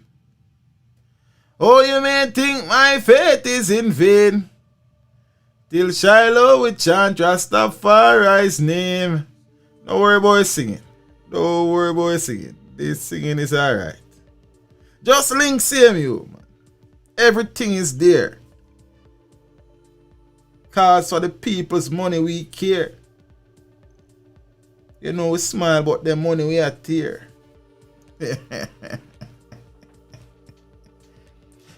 found it strange security arrangements for a cabinet minister being dealt with by an educational institution. Never mind CMU. Never mind CMU. Del right you want a close protection officer, Michael, send on a youth. Forget about Michael, churches, send on Chartwood, send on a Empress. Joke. This is a very odd situation, PAC Chairman Mark Golding interjected. I could not have approved any such arrangement, insisted Bernard. Having served in a senior position in the Jamaica Constabulary Force for 12 years, Bernard said that close protection services were provided by the force and were specially trained for the task. Nah man, Chartwood man, link up Chartwood man. Bernard said he had a discussion with an officer assigned to the ministry, but the arrangement was for a meeting to be held with the head of the CPSA, Close Protection Services branch, I think, to indicate that a permanent secretary would have put his stamp of approval on this. Really downgrades my status in the public service, he said. Peter Bunting, committee member and former Minister of National Security, described the arrangement between CMU and the minister as very peculiar. Off-duty officers also provide close protection services for Reid on weekends. Bunting said that this particular arrangement with off-duty officer for weekend assignments might be a breach of the JCF's policies. He said this should be reported to the Police Services Commission, or Police Services Commission. In her audit of the CMU, Monroe Ellis reported that the university made payments totaling $2 million for close protection services. The university records did not indicate the basis for these payments. The Auditor General was later advised that the payments were for the provisions of services to Reid on weekends for him and his friends.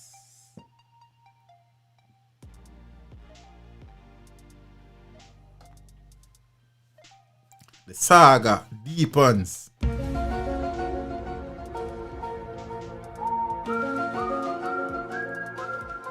Well done, Mr. Politician, man. You done a wonderful job at tear down the country demolition, man. Skip the bang, well done, Miss Politician lady. You forget a round of applause for all the things you're doing. Decisions where you make will left the country in a ruin. Strictly personal gains you're pursuing. Boy, I go and wrap up with this. And then Friday Sunday some more people get fixed. Cause taxpayers them love to this. Deliberate deceit. Bernard makes more damning claims about operations within the education ministry. Then say if fish come from river bottom come tell us a shot down there. You best believe that. Former permanent secretary in the education ministry, Deanroy Bernard, has charged that there were deliberate attempts to deceive accounting officers within the ministry in relation to questionable expenditure from the public purse. Mr. Bernard spoke to Radio Jamaica's Beyond the Headline on Wednesday in response to suggestions he approved the engagement of a Caribbean Maritime University student to provide security services for former Education Minister Ruel Reid. Mr. Bernard said the document he was asked to sign spoke of a training program at the CMU and made no mention of close protection services for Mr. Reid. He also said documents he was asked to sign, which purportedly gave permission for the ministry to pay for a birthday party for CMU President Professor Fritz Pinnock, said nothing about a party. The Gleaner indicating that the statement voucher which was written up or raised for the payment spoke to a meeting between the Ministry of Education, Youth and Information and the Caribbean Maritime University. So no accounting officer who approved that statement would have been aware that this was for a birthday party for Mr. Pinnock, because that was not stated in the voucher he pointed out. Mr. Bernard said on that basis he does not accept the documentation presented by Acting Permanent Secretary in the Ministry, Dr. Grace McLean, suggesting he approved the activities. He said it would have been difficult for an accounting officer to prevent the suspicious payment. The Permanent Secretary is always accountable and responsible. When I take on the job, I understand that right, and that is why I am saying to you that my duty is to report to the people of Jamaica on my stewardship, and to indicate to them that what we have is not something that even the strongest internal controls could have prevented, because what we have were lapses and deliberate deceit at times.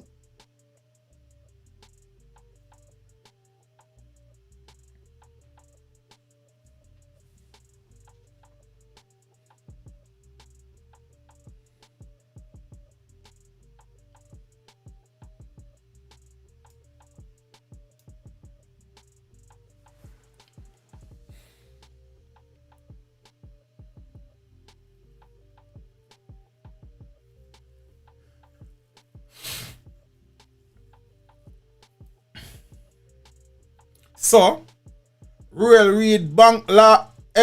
Reid's helper's bank account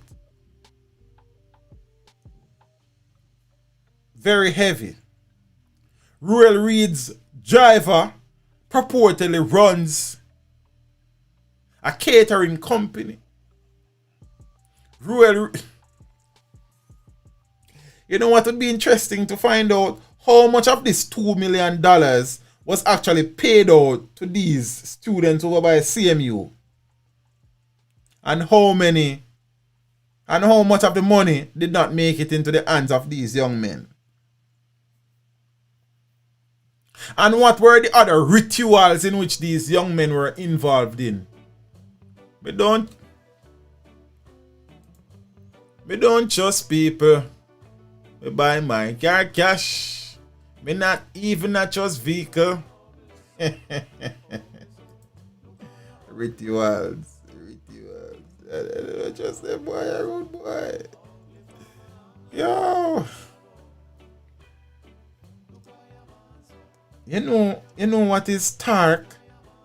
I want somebody watching the stream to name me a ministry in the current administration that has not been tainted by allegation of irregularities, nepotism, cronyism, misappropriation of funds. Name me one. Anyone.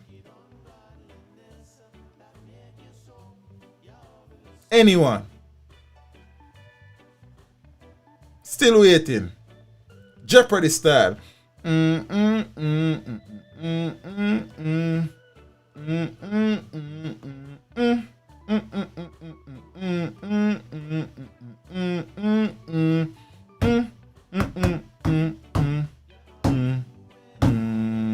What did you write down?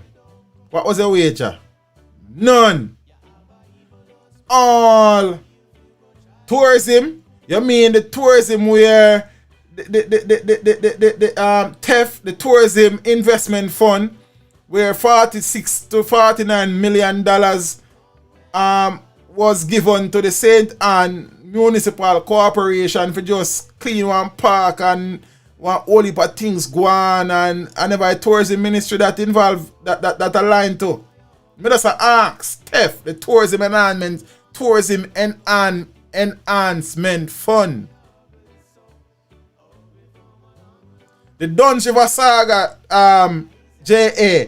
Not only the Duns River Saga, but Fort Clarence. Someone don't know what going on with that, you know. I me not get round to that, you know. Because some of the same principals them from Duns River end up around Fort Clarence, around Fort Clarence. Clarence the crab. Things sad. Transport. Environment. agriculture, national security with the whole heap of vehicle them and all of them something there. Education, Ministry of Health with Market Me. And technology, energy and technology. Which are we there now? What we there? Where we there? What we there?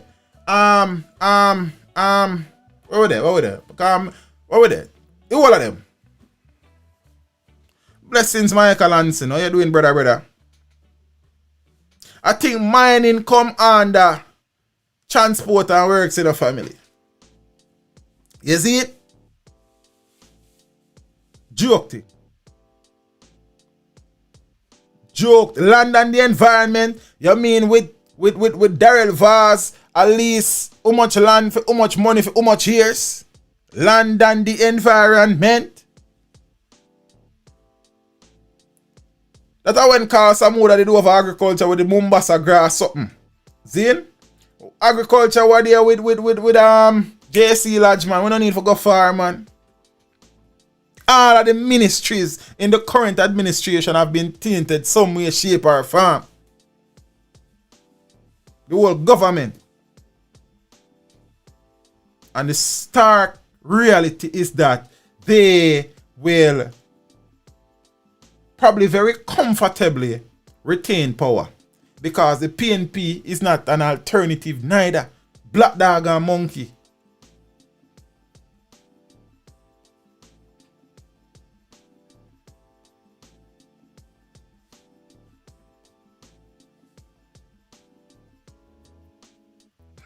Ricky Tan, why I do every do Rasta. Super say me, I said the tourism ministry was never embroiled in anything. I'm gonna just tell you what go on, family, and all listen. Probably not directly, but indirectly. You answer?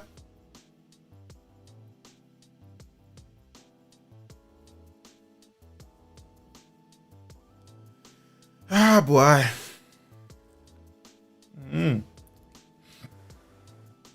So peeps, I'm wrap up one thing.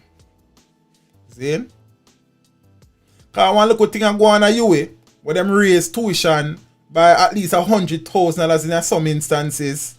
See? We have to deal with that. The market meeting and Christopherton, we have to deal with that. The Manchester municipal thing, we have to deal with that. But we could just wrap up with this. Reid King. Look, I never do no video because I tell us this week was a rough week. You know what I mean?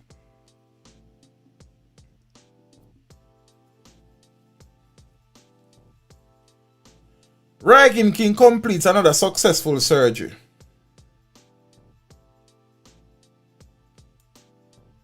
So dancehall artist Reid King is reportedly recuperating well following another successful surgery performed by top-flight surgeons in the corporate area. But let's read what the article said. Reid King did an important and very sensitive operation last Wednesday. The surgery was performed at an undisclosed location in the corporate area, and now he's recuperating well. He has a far way to go, but he's coming on well. We just try to raise his spirits and keep him positive. The 25-year-old Reid King, born Matthew Smith of Norwood St. James, was shot by unknown assailants in Westmoreland and originally admitted to the Savannah Lamar Public General Hospital on the 28th of June. He was airlifted a few days later to the Falmouth Hospital. Since then, he has done numerous transfers to various medical facilities all over the island to access top-notch doctors as he continues to tread an arduous road to recovery. Many instances it was stated that he was also transferred for security reasons. You understand? So he wants to thank the general public, the fans and members of his family for all their heartfelt prayers. He thanks the medical staff at the Savannah Lamar Hospital, the Falmouth Hospital, and the intensive care unit at the Kingston Public Hospital for their professionalism and tireless efforts to help him recover. Everyone from the porter to the security personnel to the nurses and doctors. However, he needs more prayers, the source added. So during the situation, Reid King has been visited by several high-ranking government officials, such as Minister of National Security Dr. Horace Chang, Minister of Health Dr. Christopher Tufton, and Minister of Sport Youth and Culture, Olivia Grange. I want to thank the ministers, Minister Dr. Ray Strong, Tufton, and almost every morning, Babsy Grange calls to check up on him. He just wants to thank everyone for their well wishes and continued prayers. The source said. You understand? Them a talk with him there again.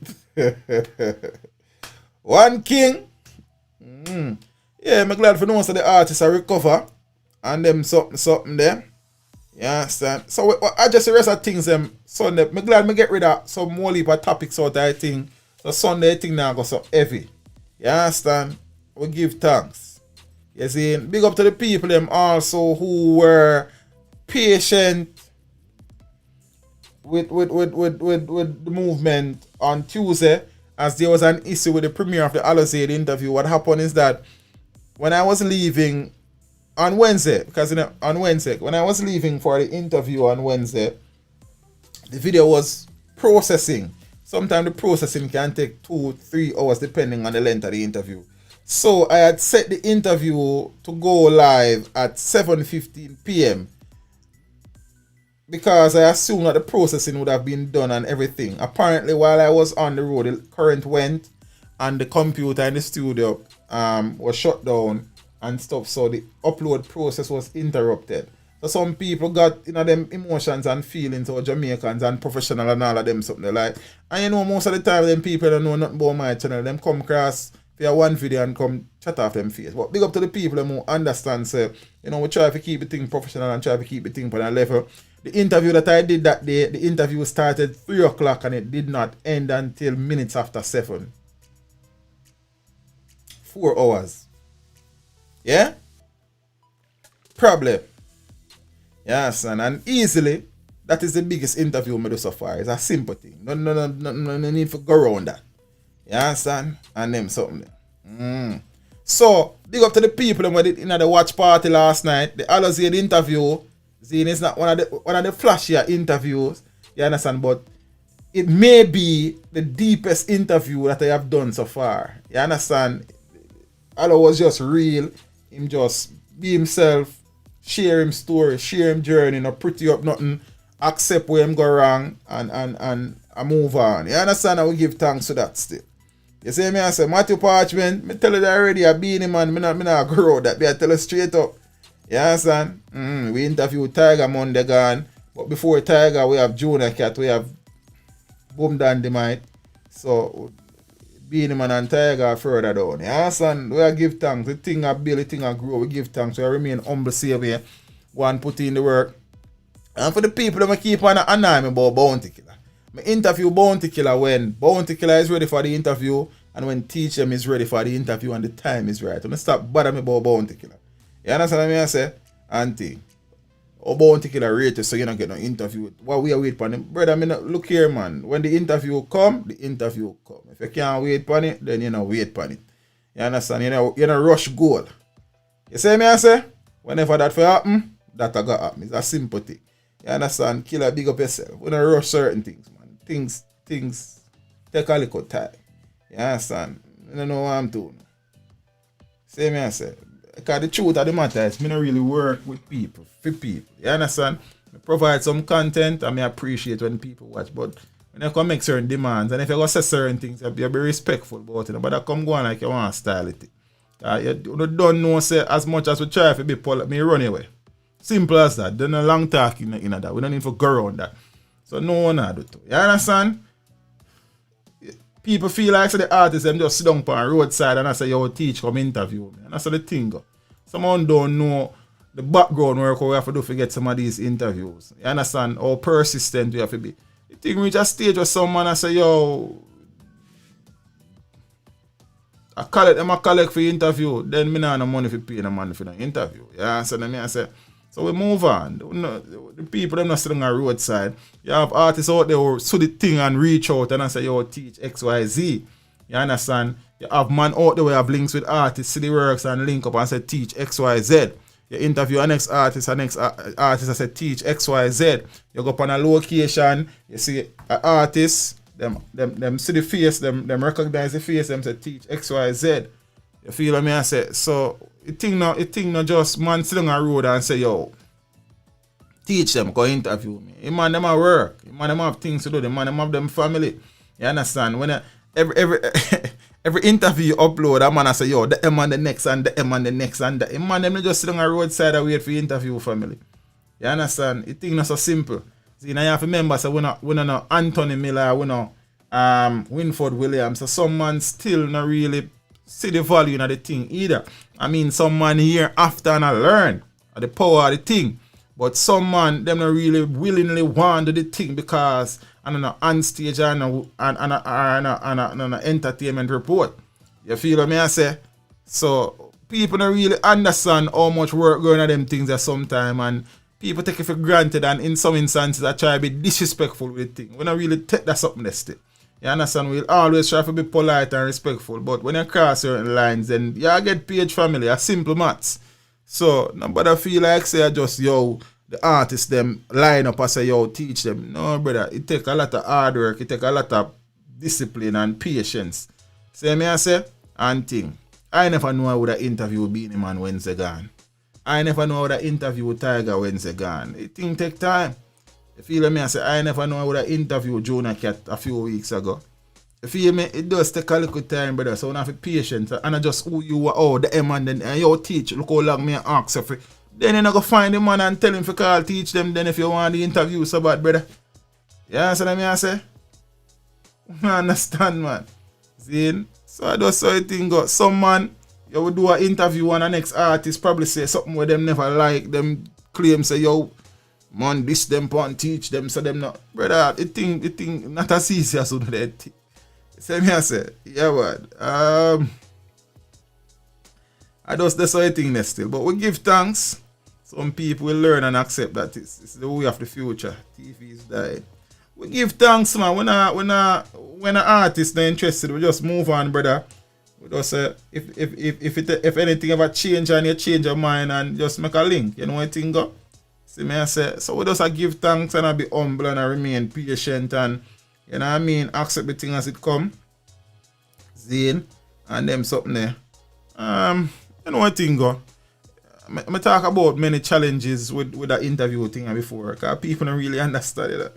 You understand? People pray because them link and say, yo, they want an interview and that the project they right now. And they said and people vex and people say start. But no, brother, I think it's complex. So as me I say, people sitting outside and looking in, they don't even understand. You understand what I say? You don't even understand. A man will call you one time and you get to them say, yo, teach them a style them or teach them or ignore them call. That's one of the reasons I'm even convert the channel WhatsApp to a business WhatsApp too, because I guess I need to make that move, because some people feel like say from the phone ring, teach them have to answer. Me have a family, me have a life, me have a job. You understand? So sometimes peeps, me I go my bed. Just know say we do this out of love.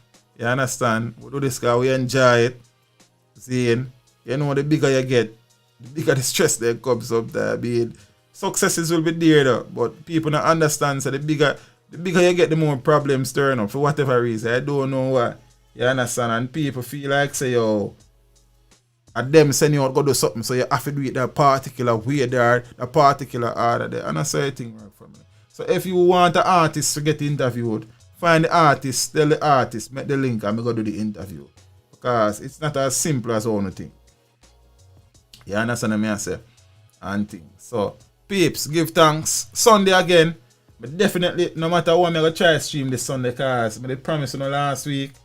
See, and the week before, I never streamed last Friday and last Sunday. So there's some makeup for the. Plus, I have some things I have to talk about. I have to get out. I have to beat some people. And it's just give me a look at it. You know, so from time to time still, I plan for stream and the baby probably need attention and we have to nobody stream the night. So just be patient with me. Give me a little time. You understand? You know, we have tried the channel thing said we still have work commitments as being a teacher. See, even though you me things at school lack and I really saw teaching thing go. You understand? Plus we have additional responsibilities at work, so we have to do things. You know what I mean? So it's a whole thing. We don't just sit down and do that YouTube thing only. You understand? We still have a full-time job. We have a family. We have things to deal with. We still try to sort out aspects of our life where not the way if it there yet and them look at things there. And it's just a whole little thing. And means I want me a one, man. It just take a little time. Jabba, yeah, man. I will call it quits tonight because your baby I cry too and I forgot probably. You know what I mean? Assist. You're probably not going to hear him, but he might cry.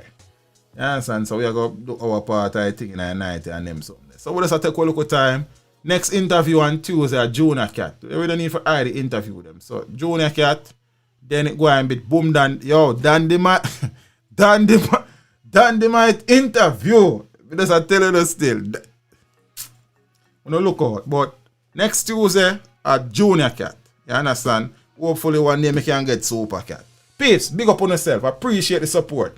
Big up to the people them who are patient, who understand how the thing go.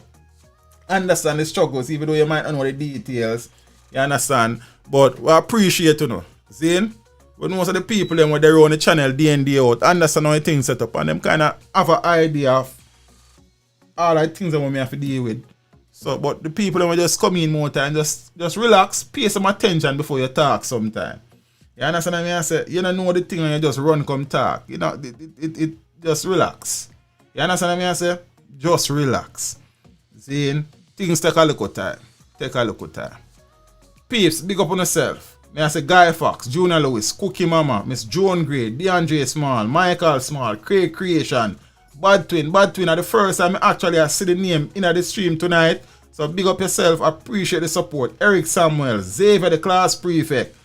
Viewers Delight, big up yourself. Miss Natalie Samuels Johnson, Stanright, Jabba hope all is well. Yardi J.A. Loco bro, big up yourself. Zane, Ricky Tan remind me of one of the man in a rush hour, I think rush hour 1, 2. Rush hour 2? I think a rush hour 2. Ricky Tan, yeah, I think I saw him name. You understand? I'm sure we're there now again.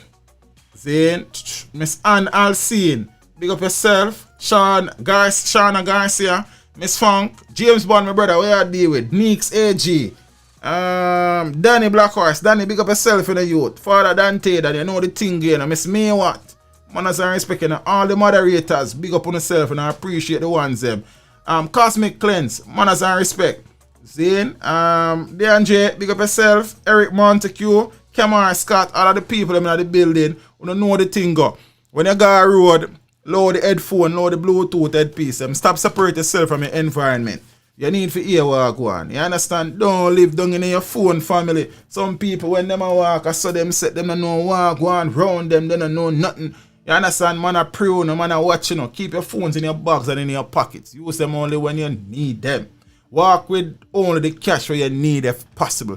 The whole heap of gold chain and bangles and fandangles, yeah, you work for and your money buy it, but people take it and take your life. Recall the brown, big up yourself. You understand? Van Burn Wheatley, big up yourself. Live chatbot. For the people then when I take public transport, try to travel with somebody. If you can't travel with somebody, know the do's and the don'ts. State the license plate number. Send it go get somebody. Tell people where they tell people where you go. Describe the car, describe the driver. Always follow your instinct. If it feels wrong, it is wrong. Trust absolutely no one. For the people them every move they make, them post it in them status on WhatsApp and on Facebook and on Instagram story and all out, and everybody know say at them alone there them yard and the girls just bathe and come out naked and lay down on her bed and look through the window and her parents them gone for the weekend and she just go Western Union and go pick. Nobody no need for know. People are prune, so enough people end up get robbed and raped and them something the family. For the people them who live them private life in the public. Who don't know a private mean? Who don't know a private mean? You understand? Yes. You can share your picture of your spouse every now and then and thing, but nobody no need to know every detail of your life.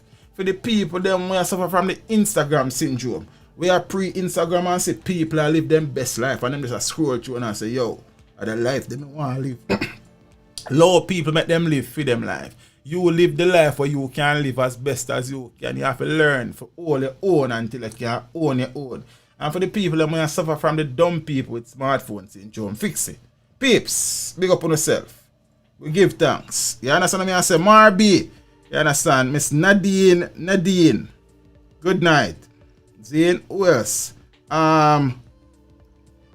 Osai Allen, want me pronounce that correctly, my friend? If not, my apologies. You understand what I say? And thing. Peeps, Sunday, 8:30. Make it a date and don't be late. Don't look for it. Like chat boy, pick up yourself in a broski. Get book feet. So me and say, I need to get some water and them things. You see me, peeps? Walk good. Step with Ja. I'm out. Thank you for tuning in. Like the stream before you go. Subscribe if you haven't done so. Remember to share the stream with your family and friends and browse the channel for more amazing content. Until next time, walk good, my friends. Teach them. Hey, yo, hello. Send the message and make it reach them. It's teach them right here. Warlord representing.